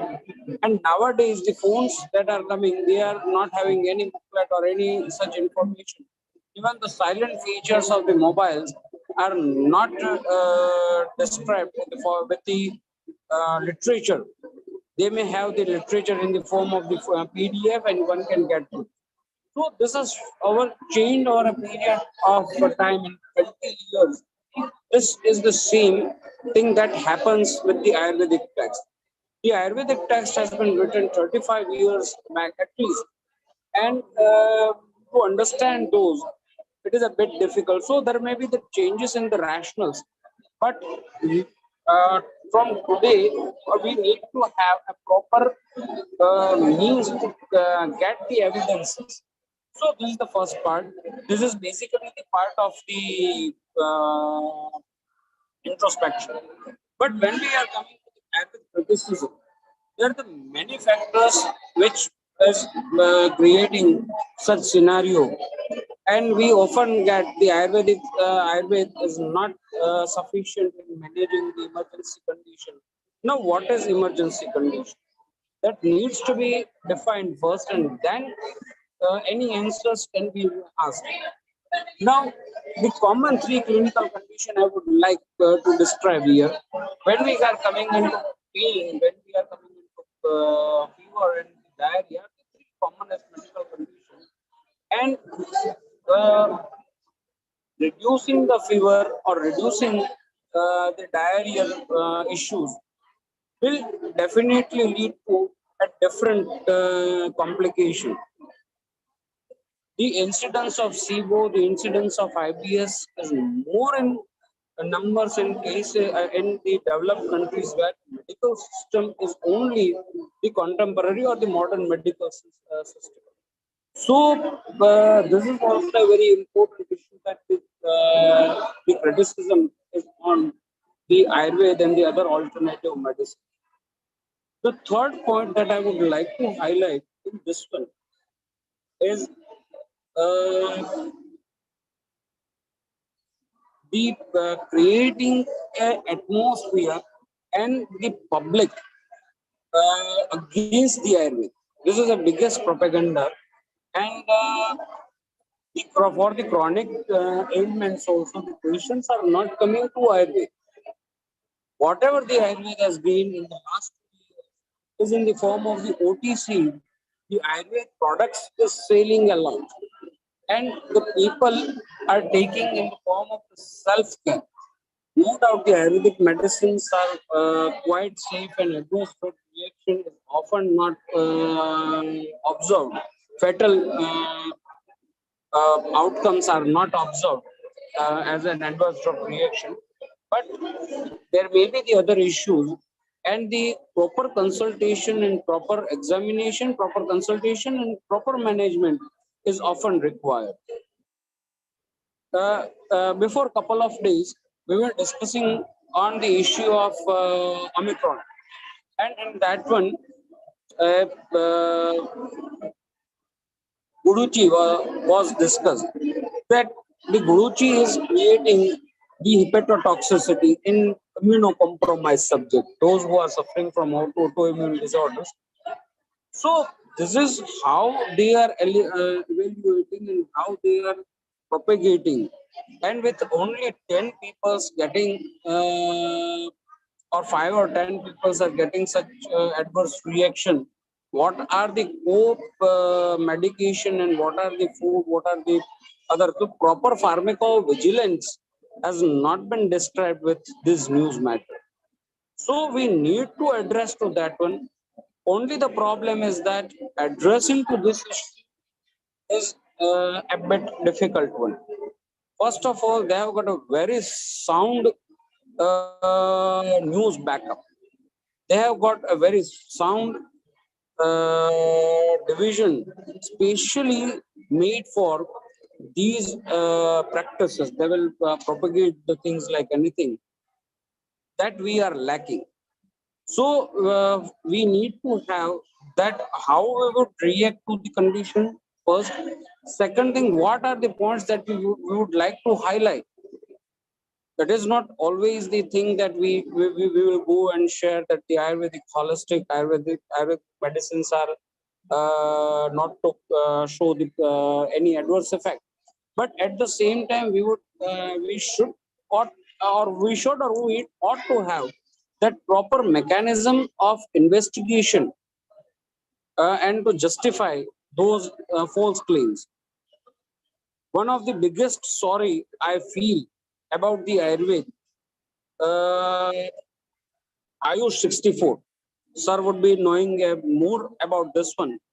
This is a research product based on malaria. And after the extensive research work on this one, all this research has been done for at least 10 to 15 years. CCRS has worked a lot in standardization of the medicine, and then after going into the clinical trials, the safety protocol and everything. And the medicine has found to be effective in managing the malarial fever, one, the complication that may be arising due to the malaria. Third one, the post-malarial sequelae and the recurrence of malaria is reducing with the help of the AYUSH 64. But the product has never come to NRHM.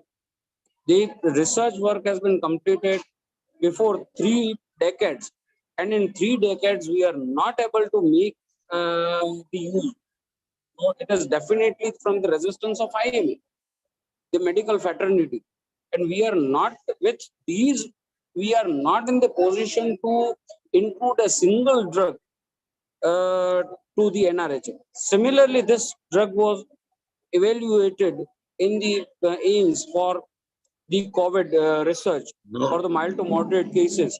But the same thing has happened, that trial was not completed. So we need to have that backup from the system, the governance. That Definitely, sir.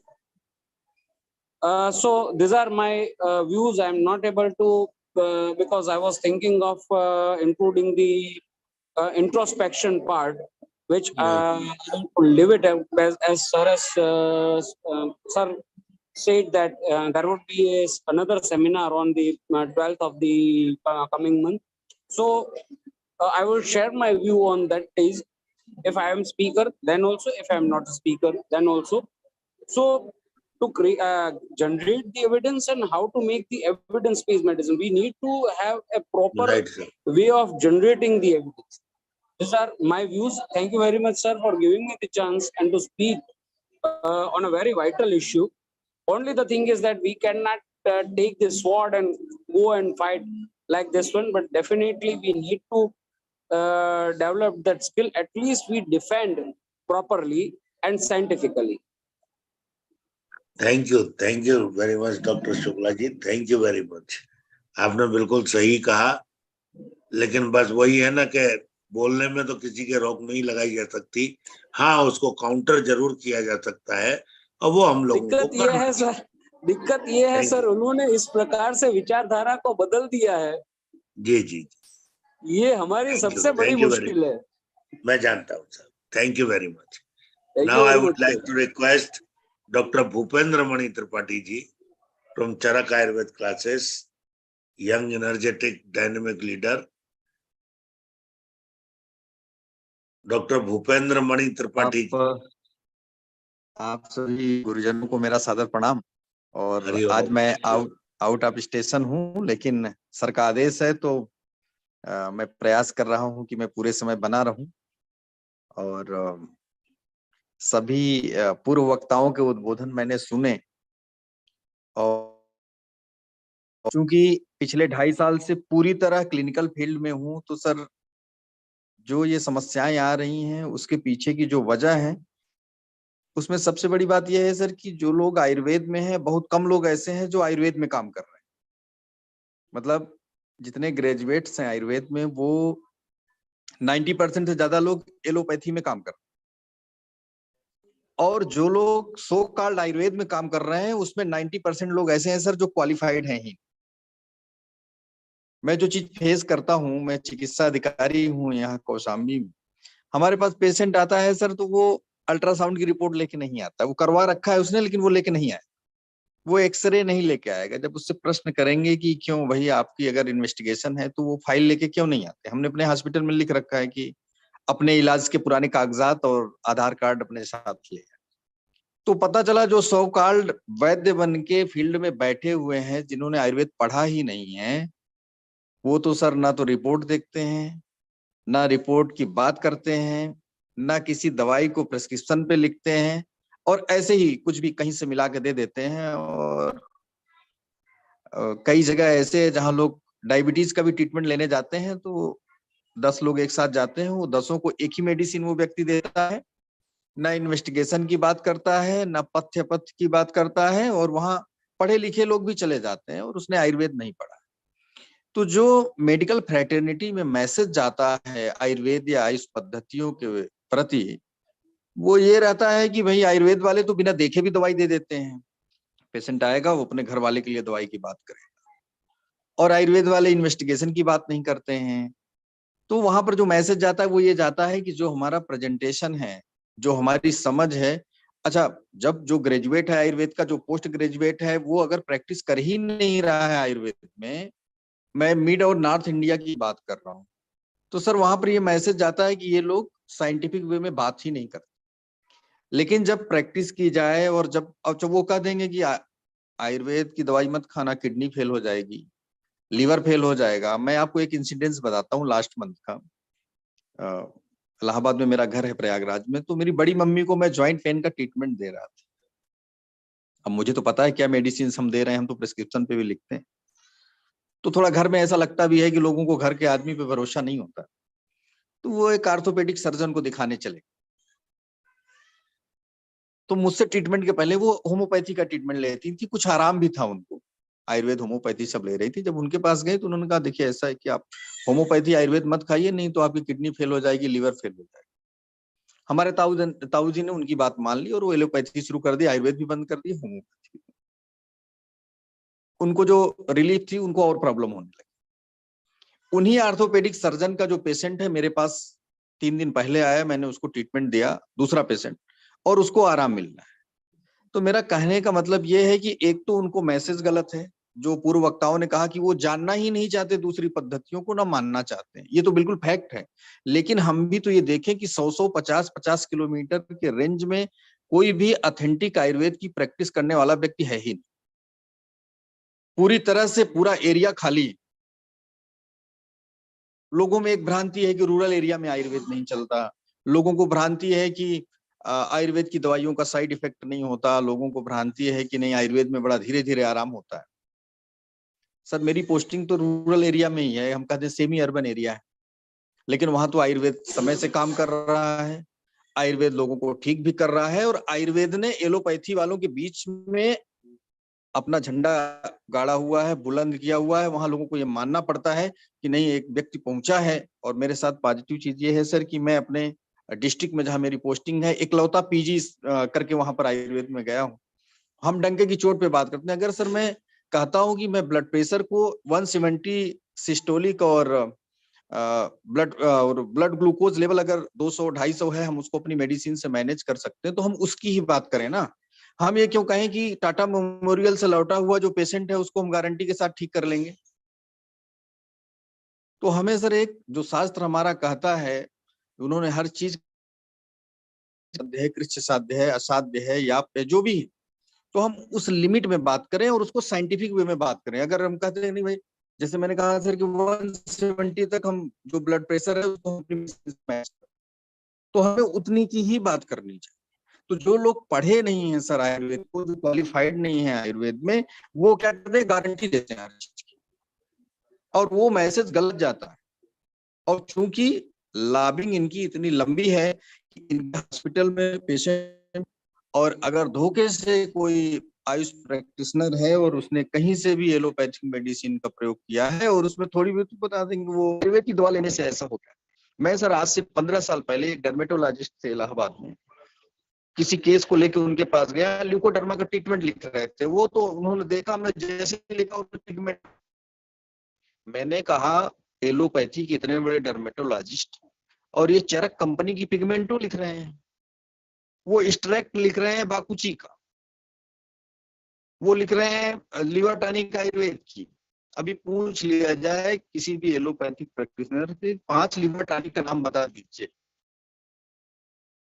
जो भी उनको पता है वही बता पाएंगे। अगर मैं कह दूं कोई गायनिक टॉनिक बता दीजिए, तो एक भी प्रिपरेशन वो ऐसा नहीं बता पाएंगी जिसमें अशोक ना हो। नाम उसका बदल जाएगा, ब्रांड उसका बदल जाएगा, लेकिन इंग्रेडिएंट आयुर्वेद की होंगे, उनके पास कोई ऑप्शन नहीं है। ऐसे बहुत सारी चीजों का है। मेरा, क्योंकि मैं उम्र में आप सभी से छोटा हूं, जो मेरा अनुभव है वो मात्र ये कहना है कि सर पहले तो हम अपना काम अच्छे से करें।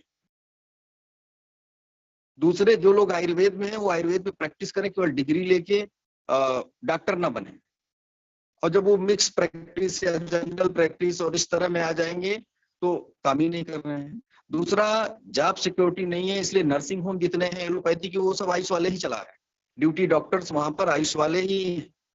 तो उनके मन में एक चीज है कि इनकी पैथी में, इनके उसमें इतना दम नहीं है, जो भी है। क्योंकि आज की डेट में जिस पैथी की, जिन चिकित्सा पद्धतियों की बात स्वयं माननीय प्रधानमंत्री जी कर रहे हो, उसको क्रिटिसाइज करने का तो कोई चांस ही नहीं बनता है।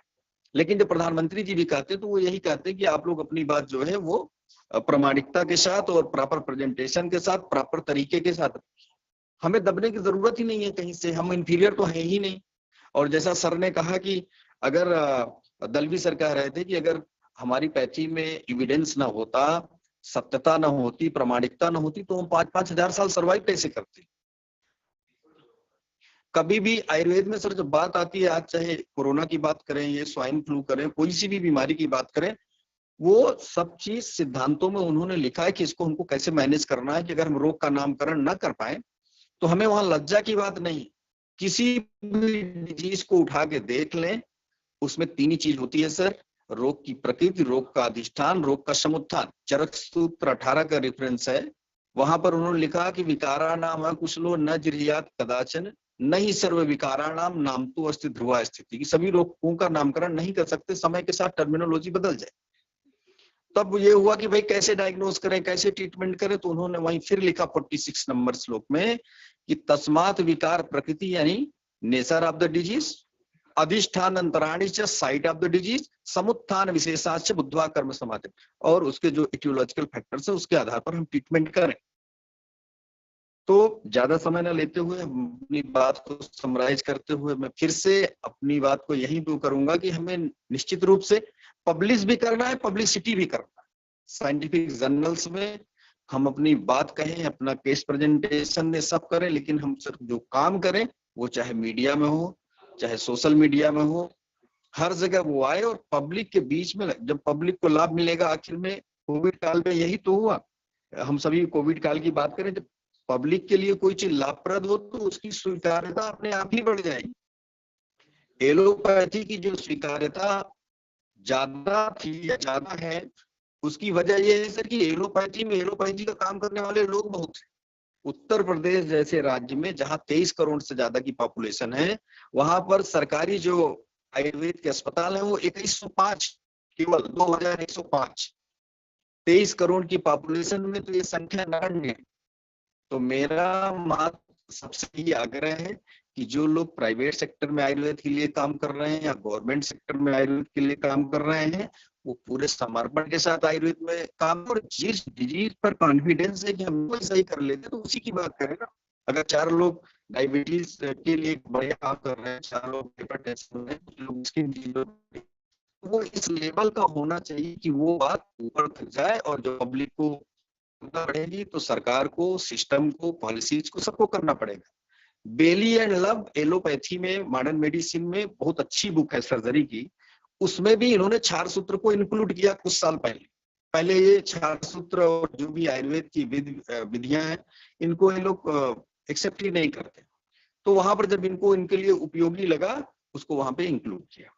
और सर कोई भी मेडिकल साइंस होगा, जो अगर ईमानदारी से बात की जाए कि every medical science is complete itself but it has its own limitation.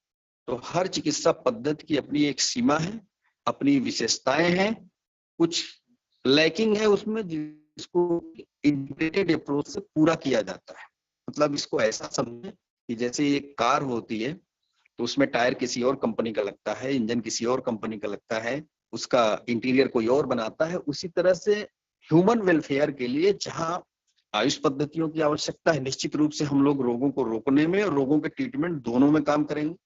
जहां पर एलोपैथी की आवश्यकता हो वहां पर उसकी व्यवस्था होनी चाहिए। एक इंटीग्रेटेड अप्रोच हो जिससे कि उत्तम स्वास्थ्य दे सके और संसार में हेल्दी जो संसार है वो हेल्दी बने, न सिर्फ शरीर से, मन से, आत्मा से, विचारों से। और मैं ऐसे सभी लोग जो कुतर्कपूर्ण आयुर्वेद के लिए क्रिटिसिज्म करते हैं उनसे मैं यही आग्रह करता हूं कि आप ये मत कहिए कि आयुर्वेद में हैवी मेटल होता है, आयुर्वेद खाने से किडनी। आप ये कहिए कि आयुर्वेद का ट्रीटमेंट अगर आपको लेना है तो क्वालिफाइड आयुर्वेद के डॉक्टर से, ना कि सिर्फ सबको एक तरह से। जब आपने आयुर्वेद पढ़ा ही नहीं, हम लोग तो एलोपैथी भी साथ में थोड़ा पढ़ते हैं तो हमको कुछ तो बेसिक पता ही रहता है। आप आयुर्वेद के बारे में या तो क्रिटिसिज्म करते हैं, आयुर्वेद की दवाइयां लिखते हैं, आपने क्या पढ़ा है आयुर्वेद के बारे में? आपकी तो पूरी डिग्री, आपके तो पूरे संस्थान तो एलोपैथी वाले हैं। तो जिस साइंस को आप जानते ही नहीं है, जिसको आपने पढ़ा ही नहीं है, उसके बारे में निगेटिव कमेंट, निगेटिव बात करने का अधिकार ऐसे सो काल्डू किसी भी पैथी के हो उनको कहने का अधिकार नहीं है। तो शास्त्रार्थ करें पहले, उसके बाद बात करें। हम तो ओपन चैलेंज हर चीज पर देते हैं कि भाई हमारे शास्त्र में लिखा है, आप कहते हैं इससे किडनी फेल होती है, इससे लिवर फेल होती है, हमारी तो फेल होती है कि नहीं वो बाद का विषय है।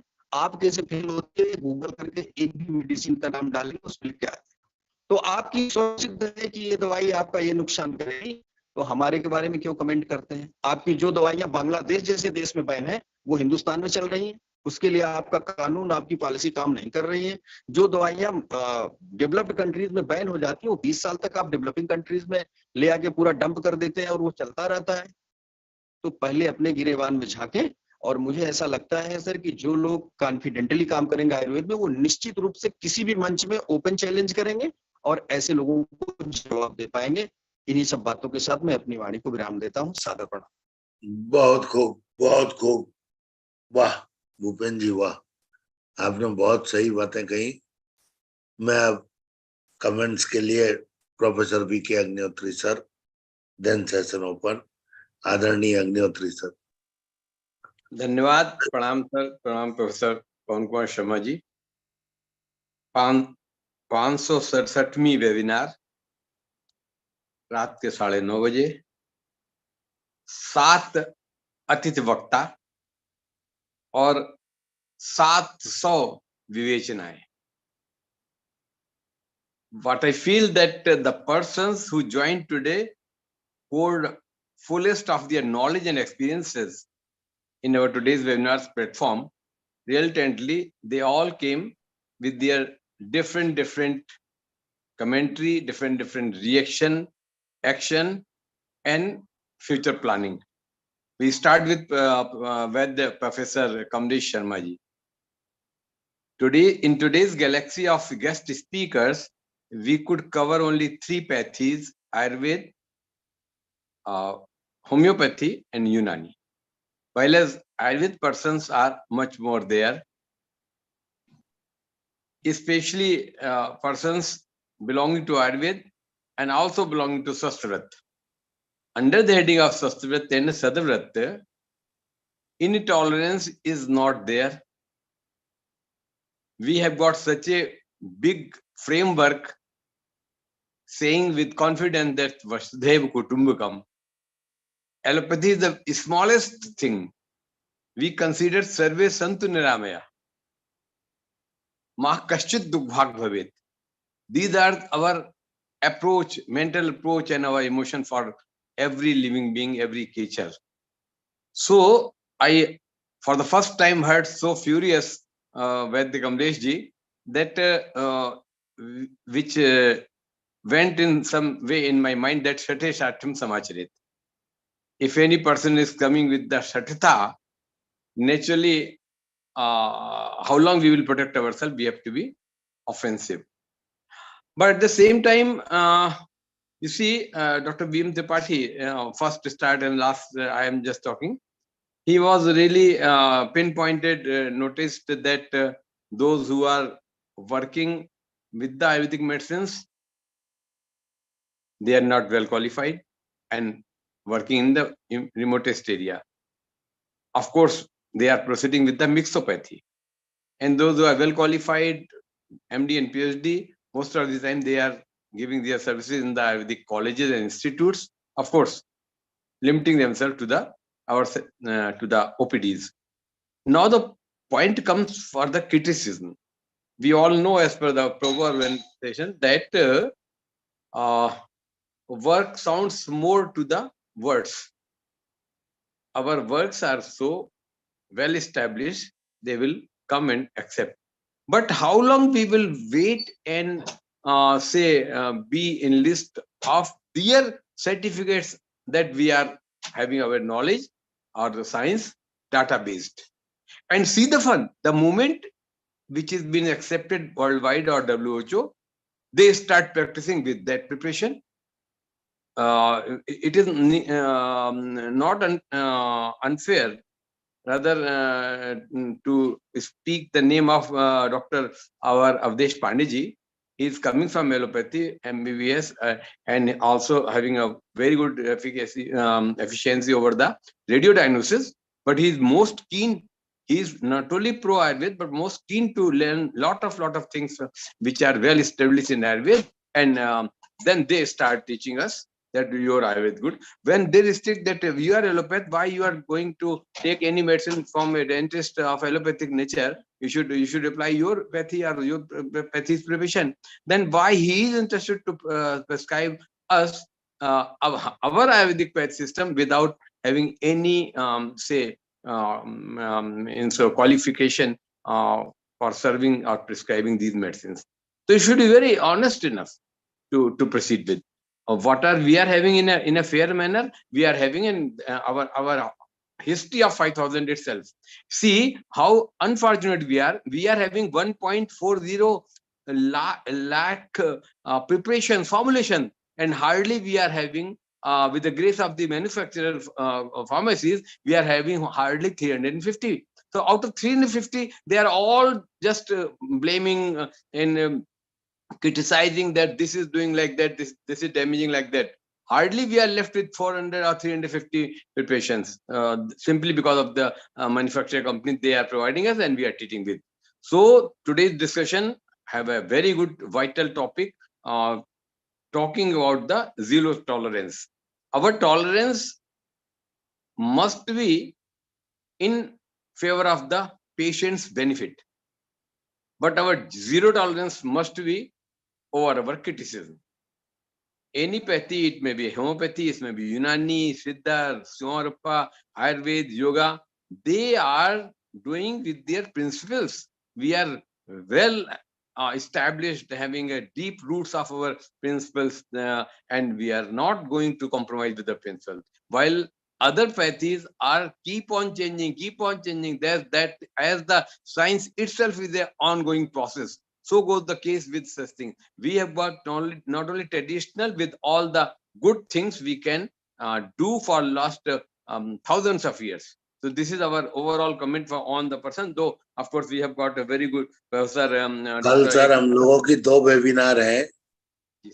If you kindly permit, मैं बोल दूं. Yes sir, please inform the tomorrow's program also. Thank you. कल पहली वेबिनार 8 बजे से है दूषी विष पे. नितिन उर्मलिया जी और शरद राठी जी 2 मार्ग निर्देशित करेंगे, और तत्पश्चात दूसरी वेबिनार अग्निकर्म पर है, जो हमारे वैद्य श्रीराम शर्मा जी और डॉक्टर चंद्रेश तिवारी जी संबोधित करेंगे. Kindly to join. कल 2 वेबिनार जी. Please continue. दोनों ही बहुत ही अच्छे टॉपिक, बहुत वाइटल और क्लिनिकल टॉपिक्स हैं. हम समझते हैं कि स्ट्रेंथ अच्छी रहेगी, और गुरुजी लोगों का, वैद्य जी का तो स्कोप भी बहुत बढ़िया, सबको बोल देंगे. 30-40 स्टूडेंट उनका वैसे ही ज्वाइन ही करेंगे. सो मैं आई वाज जस्ट टॉकिंग, मैं यही सब बातें कह रहा था कि हमें अपने आयुर्वेद को क्रिटिसाइज होने से बचाने के लिए ये आवश्यक है कि हमारी जो कार्मुकता है आयुर्वेद की, आयुर्वेद प्रिपरेशंस की, आयुर्वेदिक पीयूष पाणी वैद्यों की, वो बनी रहे. वो अपने आप हमारे कार्य, हम किसी भी शब्द से अधिक बोलेंगे.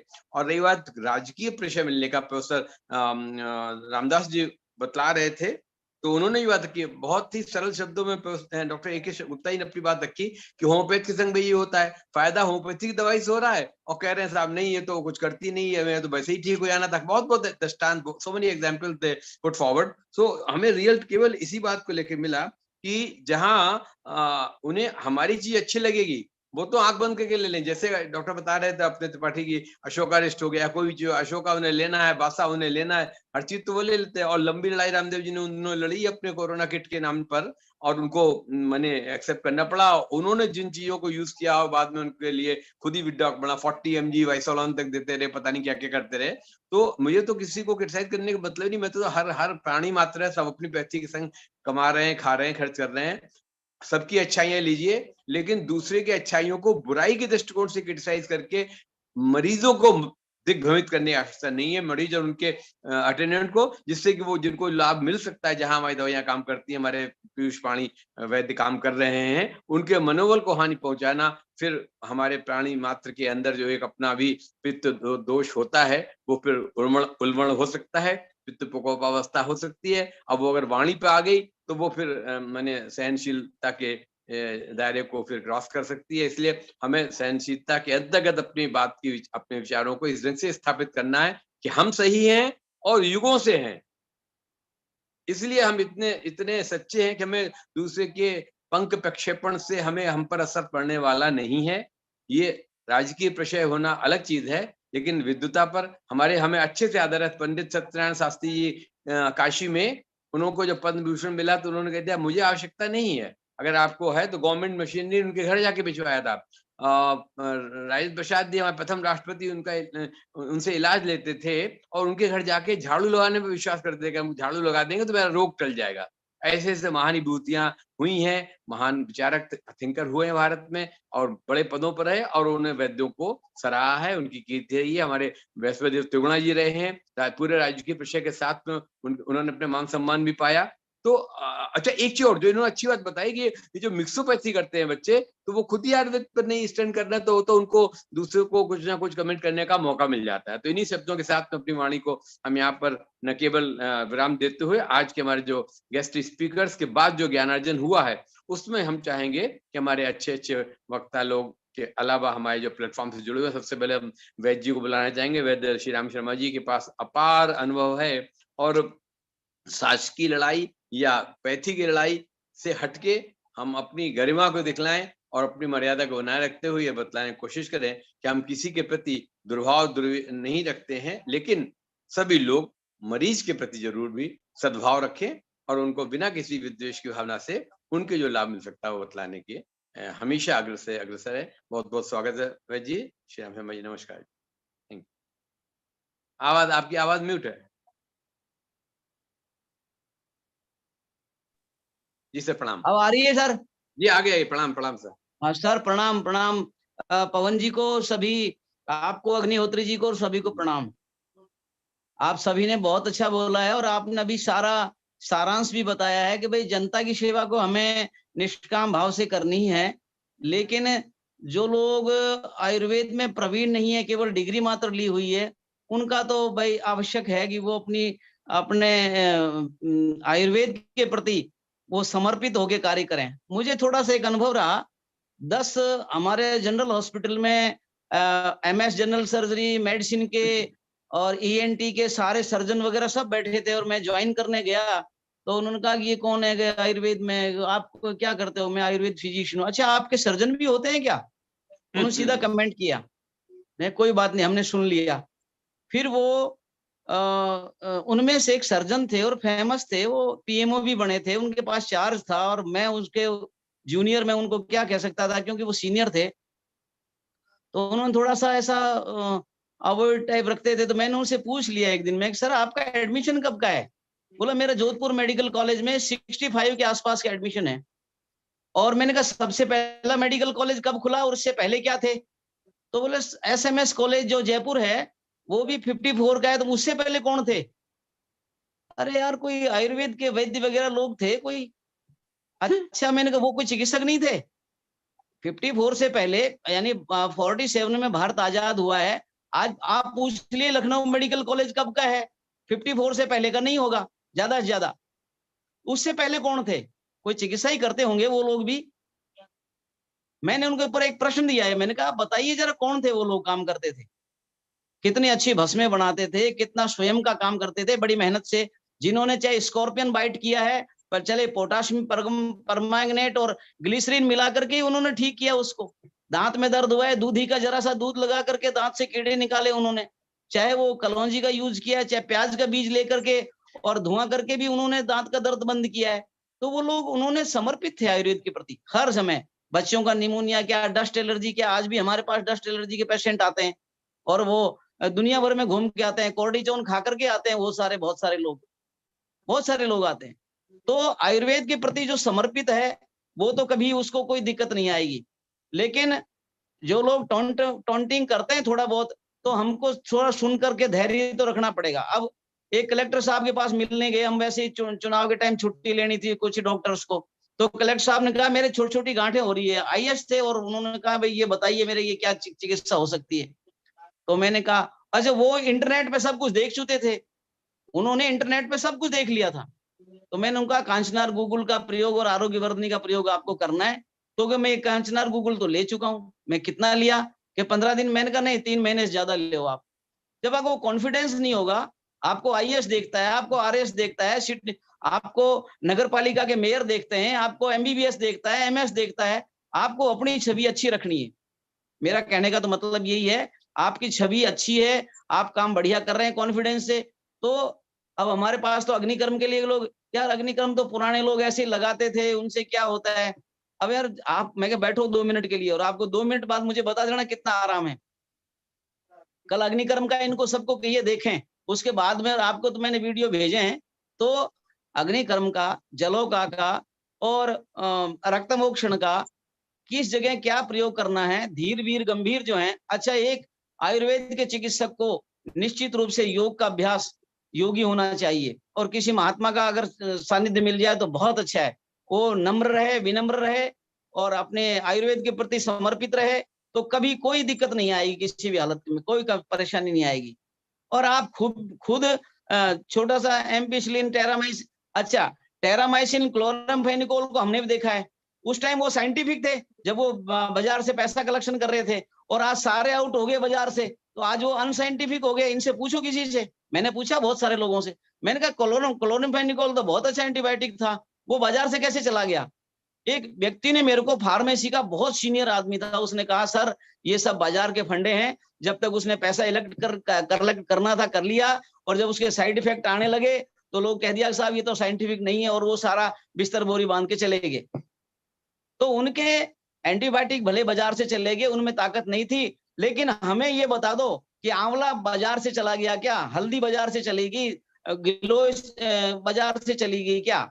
जब हम शाश्वत हैं तो हमें क्या दिक्कत है, हम शाश्वत हैं, हम आयुर्वेद शाश्वत है, लेकिन आयुर्वेद योग से जुड़ा हुआ है, योगी होना चाहिए, धीर वीर गंभीर होना चाहिए वैद्य को। और चाहे आईएएस प्रश्न करता है तो आईएएस को उसी हिसाब से भी जवाब और चिकित्सा भी उसके देनी चाहिए। आईएएस को, आरएस को, समाज में सरपंच है, चाहे जिला परिषद का सदस्य है, हर तरह के लोग हमारे पास आते हैं, सब तरह के लोग। तो आयुर्वेद में कोई कमी नहीं है। और जीरो टॉलरेंस की बात है, टॉलरेंस तो रखना ही पड़ेगा। अगर आयुर्वेद का वैद्य धीर वीर नहीं है तो फिर कैसे उसको सामना करना पड़ेगा। इसलिए सबको मेरा प्रणाम, और सबको आयुर्वेद के प्रति शुभकामनाएं। आयुर्वेद के जितने वैद्य हैं, लेकिन लगन से काम करना आवश्यक है सर, बहुत लगन से काम करना जरूरी है। बहुत बहुत धन्यवाद आपका। बहुत आपने बिल्कुल ही मौलिक बातें बतलाई, और ये एक निर्देश भी दिया कि आयुर्वेद और योग एक साथ खड़े हों। आयुर्वेद के लोग विश्वास के साथ में, कर्मठता के साथ में और साहस के साथ में काम करते रहें। समाज उनको देख रहा है, और समाज में ही एक प्राणी और हमारे अधिकारी वर्ग भी होते हैं। इसलिए सब पर संदेश जाना चाहिए कि आयुर्वेद में फला चिकित्सक बिल्कुल स्थापित अनुभवी व्यक्ति है, और उसके इलाज से लाभ होता है। वो भी क्यूसी पर डिपेंड करेगा, क्वालिटी कंट्रोल के अनुसार प्राप्त होने वाली औषधियां ही से उसको भी सफलता और यश मिलता है। आपका वैद्य जी बहुत बहुत धन्यवाद। हमारे साथ में वैद्य राजन पटंकर जी भी जुड़ गए, जो कि सूक्ष्म औषधि के विशेषज्ञ हैं, और नव कुमार हजारिका जी भी अपने हाथ उठा रहे थे। तो हम वैद्य जी को ले लेते हैं अगर वो कंफर्टेबल हैं, क्योंकि कई बार किसी फंक्शन वगैरह में होते हैं। वैद्य राजन पटंकर जी, स्वागत है आपका। नमस्कार जी। हाँ नमस्कार नमस्कार। वही कि पूरा नहीं जुड़ पाया, एक कॉलेज में एक प्रोग्राम का चयन हो रहा है, तो उसके लिए जरा उसमें बिजी हूँ। हाँ, तो अभी थोड़ी सी बातें जो सुनी वो हिसाब से कि जीरो टॉलरेंस कि जैसा हमारे इसमें लाने के लिए मेरे ख्याल से कि पब्लिक अवेयरनेस ये बहुत ज्यादा जरूरी है, क्योंकि आयुर्वेद को आज भी बड़े बड़े शहरों में कि एक दुय्यम चिकित्सा ऐसा देखा जाता है। तो उसके लिए भी थोड़ा प्रयास वैद्यों के तरफ से होना जरूरी है। और उसके लिए मेरा मानना ऐसा है कि जो भी छात्र है उनको वो हिसाब से तैयार करना ये ज़्यादा जरूरी है, क्योंकि बहुत ज़्यादा तो कॉलेजेस में नहीं घुमा हूँ, पर जहाँ पे भी गया हूँ वहाँ पे आयुर्वेद को कम सिखाया जाता है और एलोपैथी को या जो आधुनिक शास्त्र है उसको ज़्यादा बढ़ावा दिया जाता है। तो वैद्यों को वो हिसाब से, मतलब विद्यार्थियों को वो हिसाब से तैयार करना ये भी जरूरी है। और मेरा ऐसा मानना है कि उनको अगर वही आयुर्वेद सिंप्लीफाई करके बताया जाए और विथ ऑथेंटिक डॉक्यूमेंटेशन, तो उसमें समाज के लिए वो और भी अच्छा हो जाएगा और वैद्यों के लिए भी। मेरा थोड़े से विचार जो है वो थोड़े से आज के विषय से थोड़े हट गए, पर फिर भी जो मेरा नहीं जो नहीं वो बात नहीं है। आप थोड़ा ये बताइए कि आपके अपने चिकित्सा कार्य में जो हाँ। सूक्ष्म औषधि पे आप कार्य करते हैं, आपको कितना कुछ क्रिटिसिज्म मिलता है कि नहीं मिलता है, या अप्रिशिएशन हाँ, मिलता है? नहीं वो भी तो आज नहीं, मौका है बताने का। जी नहीं, वो भी बताता हूँ ना, क्योंकि सूक्ष्म औषधि जब से करीबन उसके लिए 102 साल का इतिहास है, पर वो समय कैसा था कि जो बनाई जाती थी और उसका जो वितरण था वो ज्यादातर गांव में वगैरह ऐसे होता था। पर जब भी वो शहर में आने लगा तो उसके तरफ देखते समय ये होम्योपैथिक दवा है, इसका कितना असर होता है वगैरह वगैरह, उसके ऊपर बहुत सारी उंगलियां उठाई गई। इससे डायबिटीज बढ़ता है क्या, क्योंकि उसमें लैक्टोज है या ग्लोबिल्स है। तो ये बहुत सारी बातों को झेल करके और उसके ऊपर थोड़ा काम करके कि फॉर एग्जांपल कि जिनको डायबिटीज है उनको जब भी वसंत कुसुमा का रस सूक्ष्म दिया जाता है तो उनको वो जरूर असरदार ही होता है, उसका फायदा भी होता है और उनके शुगर लेवल भी कंट्रोल होने में फायदा जरूर होता है। उसी हिसाब से जो भी ग्लोबिल्स वाले है वो भी ये होम्योपैथिक है, तो सबको समझाना पड़ता है कि इसके ऊपर हम जो दवा डालते हैं उनको मैं दिखाता भी हूँ कि बाबा ये दवा जो है ये आप उसको अगर सूंघ के देखेंगे तो आयुर्वेदिक है, और वो हम उसके ऊपर डाल करके, क्योंकि वो इजीली पैलेटेबल होने चाहिए, कहीं पे भी आदमी लेके जा सकता है और उसके साइड इफेक्ट्स 100% तो नहीं पर 99% नहीं होते हैं। धन्यवाद। बहुत बढ़िया, आपने हमारे प्रश्न के अनुसार आपने ये भी समाधान कर दिया कि यद्यपि आप सूक्ष्म औषधि चलाते हैं और लैक्टोज की वजह से अगर किसी को ये भ्रम हुआ कि डायबिटीज हो सकती है तो उसके क्रम में आपने बसंत कुसुमाकर रस की बात रखी। तो मैं सोचता हूँ बसंत कुसुमाकर रस भी आप सूक्ष्म वाला ही देंगे, मतलब हाँ, सूक्ष्म वाला ही देते हैं, मरीज क्योंकि अफोर्ड कर सकेगा। हाँ, जी कॉस्ट इफेक्टिव भी हो जाता है ना। बिल्कुल हाँ। बिल्कुल हाँ ठीक है जी, ये बहुत ही अच्छा आपकी अप्रोच रही। आपका बहुत बहुत धन्यवाद, आपके सजेशंस का स्वागत है, आप जुड़ते रहा करिए जी। हाँ, जरूर थोड़ा सा बिजी हो इसके लिए थोड़ा लेट जुड़ पाया। नहीं कोई बात नहीं। अब मैं इसी बीच डॉक्टर नव कुमार हजारिका जी हमारे असम से जुड़ते हैं, उनको इनवाइट कर रहा हूँ, क्योंकि उन्होंने कुछ शंका उठाई भी थी, साथ साथ उनके पास भी बहुत कुछ हम लोगों को आजकल प्लेटफॉर्म देने के लिए होगा, किस प्रकार का माहौल वो अपने प्रैक्टिस में और प्रदेश में पाते हैं अपने व्यवसाय को लेके, अपनी चिकित्सा व्यवसाय कार्यक्रम को लेके। नमस्कार जी, नमस्कार, स्वागत, वेलकम सर, वेलकम।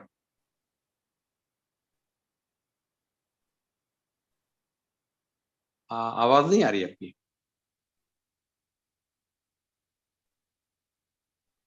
हजारिका जी ने कल भी कुछ मुद्दे बहुत अच्छे बताए थे कल के वेबिनार में। हाँ जी आपकी हजारिका जी आपकी आवाज नहीं आ रही है। हाँ, कुछ कनेक्टिविटी की प्रॉब्लम हो रही है।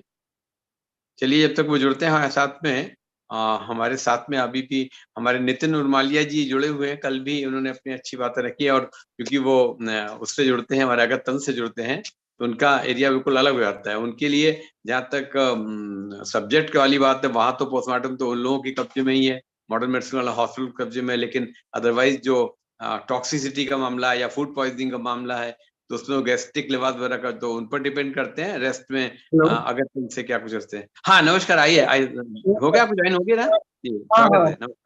सर नमस्कार सर, मैंने अभी इस विषय में बहुत बड़ा चर्चा हो गया.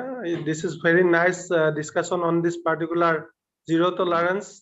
I would like to say it's a lot of suggestion and complaints are there. Just I will add few that in our area also, if we got any patient given some rasosodi, like already told that Chandra Prabha, Arugya Bardhani, whatever medicines we have given, that modern people also always tell, if you take modern Ayurvedic medicine, then you will not come to us, like that.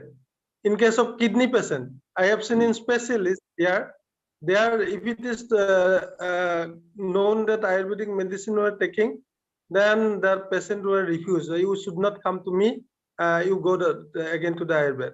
So there are a lot of problems are there along with the relation with modern people and us.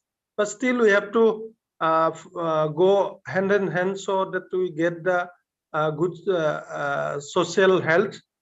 But still there are some people from other side also, they are interested to know about the Ayurvedic medicine.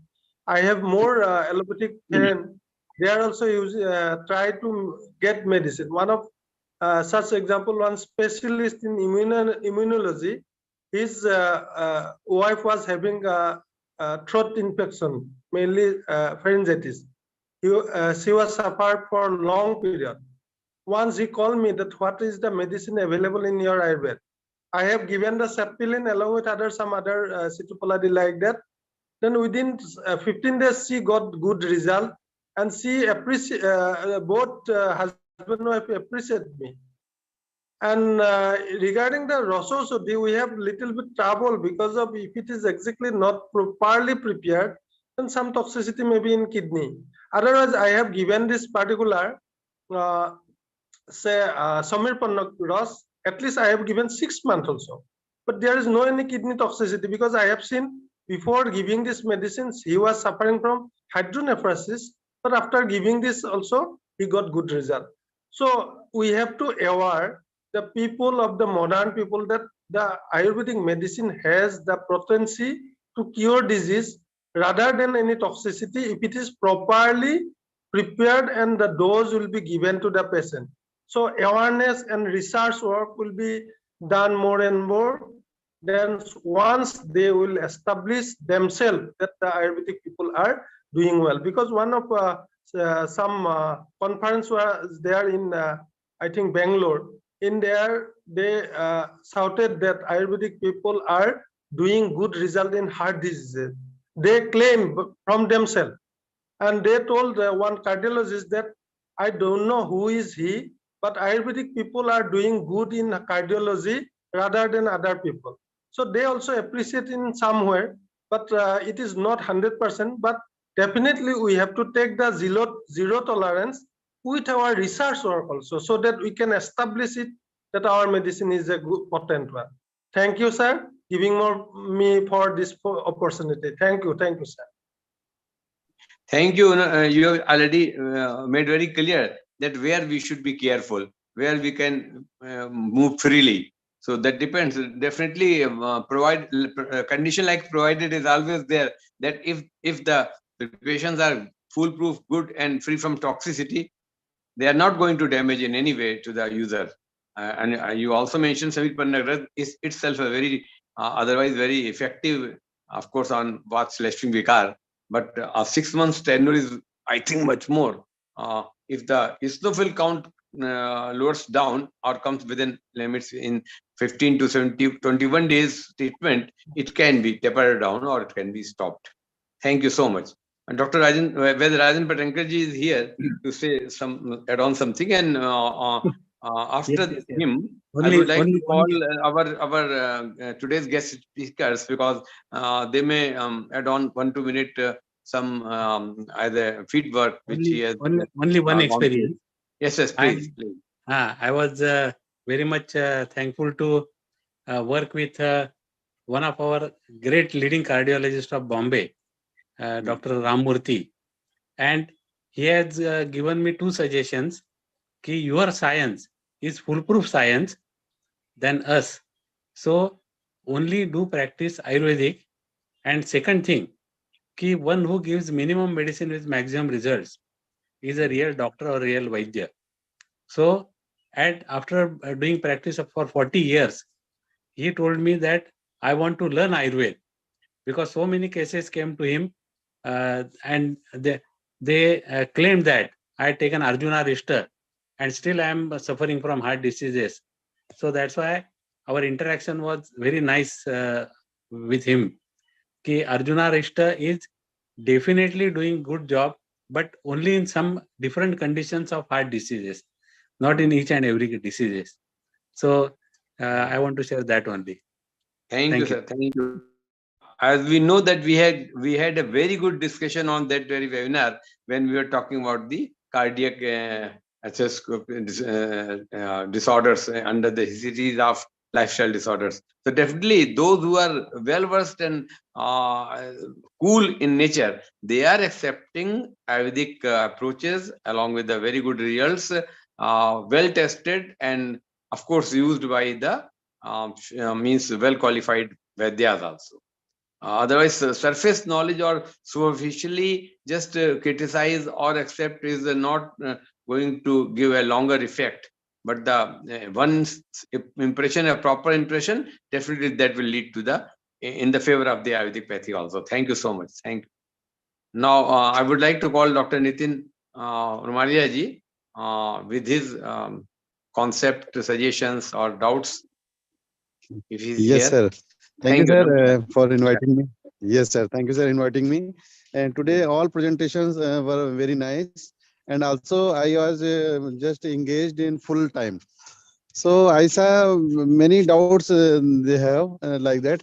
तो हमारे आयुर्वेद में इतना अच्छा बताया गया है कि आयुर्वेद के 8 अंग हैं, काय बाल ग्रह ऊर्ध्वांग शल्य दष्टा जरा वशान, ये हमारी स्पेशलिटी है।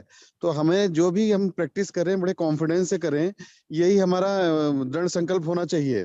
और इसके अलावा हमारे कितने अच्छे अच्छे गुण बताए गए हैं, वैद्य के 4 गुण, उपस्थाता के 4 गुण, रोगी के 4 गुण, औषध के गुण, और इसके अलावा एटीट्यूड हमारा कैसा होना चाहिए, मैत्री कारुण्य मार्तेषु शक्य प्रीति रूपेक्षणम प्रकृतिस्थेषु भूतेषु वेद वृत्तिश्च चतुर्विधा। तो ये सारी बातें इतनी इंपॉर्टेंट है, यूनिक है कि हमें कुछ कंपेयर करने की जरूरत नहीं कि हम मॉडर्न का ज्यादा यूज नहीं करते या नहीं। आपको जिस विधा में जैसा भी कॉन्फिडेंस है उस विधा में बस कॉन्फिडेंस के साथ करना है आपको। बस हम चाहे मॉडर्न साइंस एक्चुअली लेट आया, हमारे पुराने समय में ये मॉडर्न साइंस नहीं था। तो मॉडर्न साइंस नहीं था तो जो सिस्टम थे, जो सामग्रियां थी, जो इक्विपमेंट्स थे, उन्हीं के द्वारा ही सब कुछ किया जाता था। तो हमारे वेद में जो दृष्टांत है, आप्त वचन है, आप्त उपदेश हैं, वो इसी सिलसिले में लिखे गए हैं, वहां कहीं भी वर्णन नहीं है। लेकिन हम जो मॉडर्न एरा में रह रहे हैं तो हमें मॉडर्न साइंस का भी यूज करना चाहिए। तो इसी के साथ ही मैं बोलूंगा कि बड़ा अच्छा प्रेजेंटेशन था आज का, बड़ा टॉपिक बड़ा यूनिक था आज का कि हम किस परिस्थिति में हैं, जीरो टॉलरेंस से हम क्या कर सकते हैं हम इसके लिए। तो बड़ा अच्छा बोला भी लोगों ने। तो इसी के साथ मैं वाणी को विराम दूंगा। और इसी के लिए मैं एक चीज बता दूं, कल मेरा प्रेजेंटेशन है दूषी विष पे। तो ऐसी बहुत सारी ड्रग्स हैं जी, चाहे मरकरी हो, चाहे एलोपैथी की बहुत सारी ड्रग्स हो, चाहे हमारा आर्सेनिक हो, चाहे लेड हो, चाहे प्लम्बम हो, जो भी हो। तो ये सारी चीजें टॉक्सिसिटी डेवलप करती हैं। ये किस कंडीशन में डेवलप करती हैं, कैसे करती हैं, ये सब मैं कल ज्यादा डिस्क्लोज करूंगा मैं। तो इसी के लिए हम थोड़ा तत्पर रहें।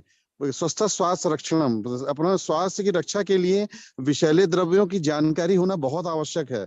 अगर वो जानकारी नहीं होगी तो हम उससे आतुर हो जाएंगे, पेशेंट बन जाएंगे हम। और पेशेंट को ट्रीट करना थोड़ा कठिन होता है, और ट्रीट करने पे भी वही कंडीशन क्रिएट हो बने ऐसा कोई संभव नहीं है।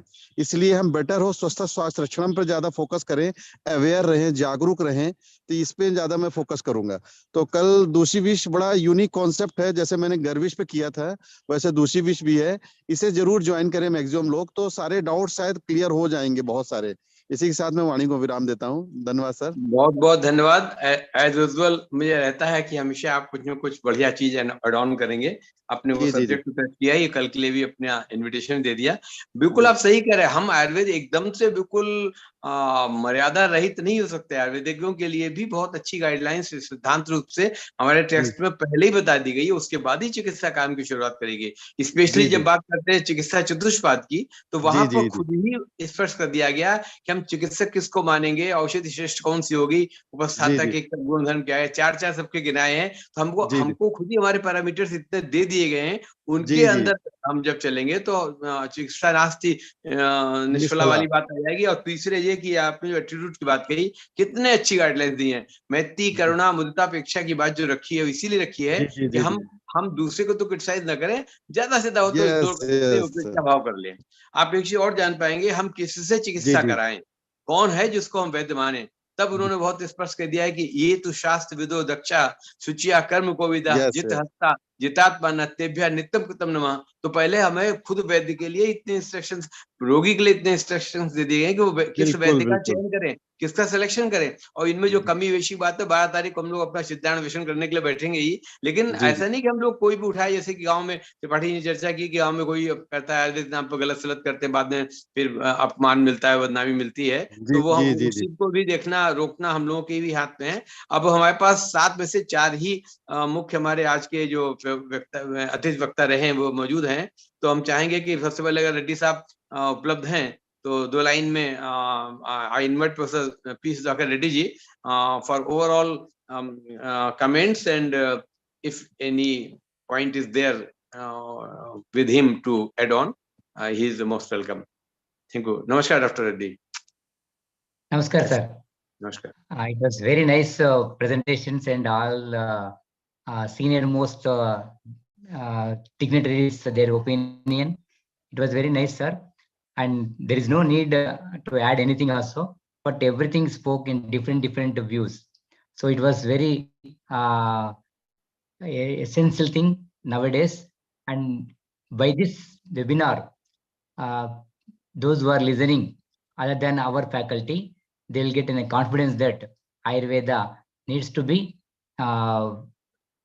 evidence-based making, and also whenever any criticism is there, we can fight against that one, because we have a lot of resources in Ayurveda, like Aptopadesha, Pratyaksha, Anumana, and etc. So these pramanas are very essential to prove our science is a great science, which is having the 5,000 years history. Whereas modern medicine, recently, we can say 19th century only, or 18th century only. Before that, people were there, people were treated. But what was there? Everybody should accept that there was some medicine, there was some diseases, and curing was there. So that is to be recognized by these allopathic people when they are criticizing. So with this, I conclude that we need to again scientifically make a evidence-based data so that people will never comment on us. Okay, thank you very much, sir. Thank you, Professor Reddy ji. As per your version, I think that we proceeded towards the right direction with all the pros and cons pertaining to the research, pertaining to the quality control, pertaining to the efficacy, and pertaining to the hard, honest approach of the say Vaidyas towards the patients. Then Ayurveda will survive in a better way.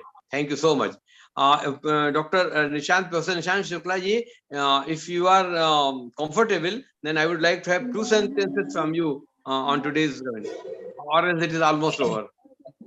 Actually, I have nothing more to say. Thank you. Thank you very much, sir. Thank you. So with this all discussion, we send back this platform to Professor Pawan Sharma ji, that he will formally conclude today's webinar. Thank you so much. Over to Pawan Sharma ji. Thank you very much, sir. अरमान पूरे हो गए, और समझ लीजिए हर आयुर्वेद के और आयुष वाले के एक्सपर्ट के मुंह पे एक ही शब्द थे, हमें क्रिटिसाइज नहीं करना चाहिए। इसमें एक विवेकानंद जी का उदाहरण याद आता है कि वो दूसरे को सम्मान दें तब जब हमें सम्मान मिले। वो वहां गए कहीं फॉरेन में, उसने इंग्लिश में इनसे गुड इवनिंग गुड मॉर्निंग की, तो इनने अपने हिंदी में जवाब दिया, और जब उसने हिंदी में बोला तो इनने इंग्लिश में बोला, क्योंकि हम भी आपका सम्मान करना चाहते हैं।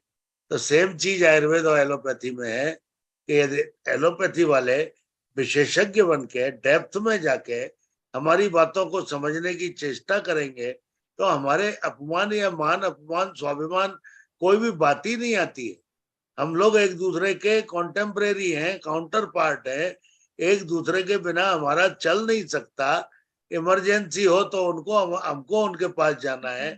पेट का, दिमाग का, शरीर का, दर्द का कोई भी रोग हो या लाइफस्टाइल डिसऑर्डर हो तो उनको हमारे पास आना है। तो ऐसे में बराबर का समवाय संबंध रहना चाहिए और सहजीविता बरस रहनी चाहिए। सिम्बियोसिस में हमको काम करना चाहिए, सिनर्जी में काम करना चाहिए, not destructive criticism. Thank you very much sir, thank you very much sir.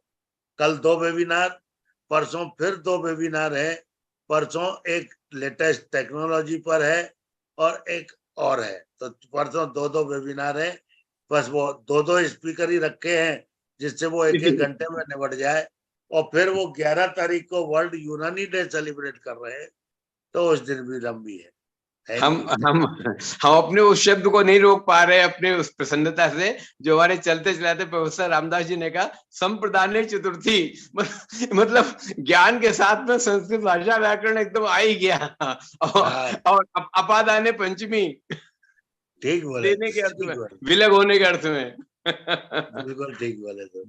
नमस्कार, गुड नाइट, शुभरात्रि, सबको शुभरात्रि, शुभरात्रि, शुभरात्रि।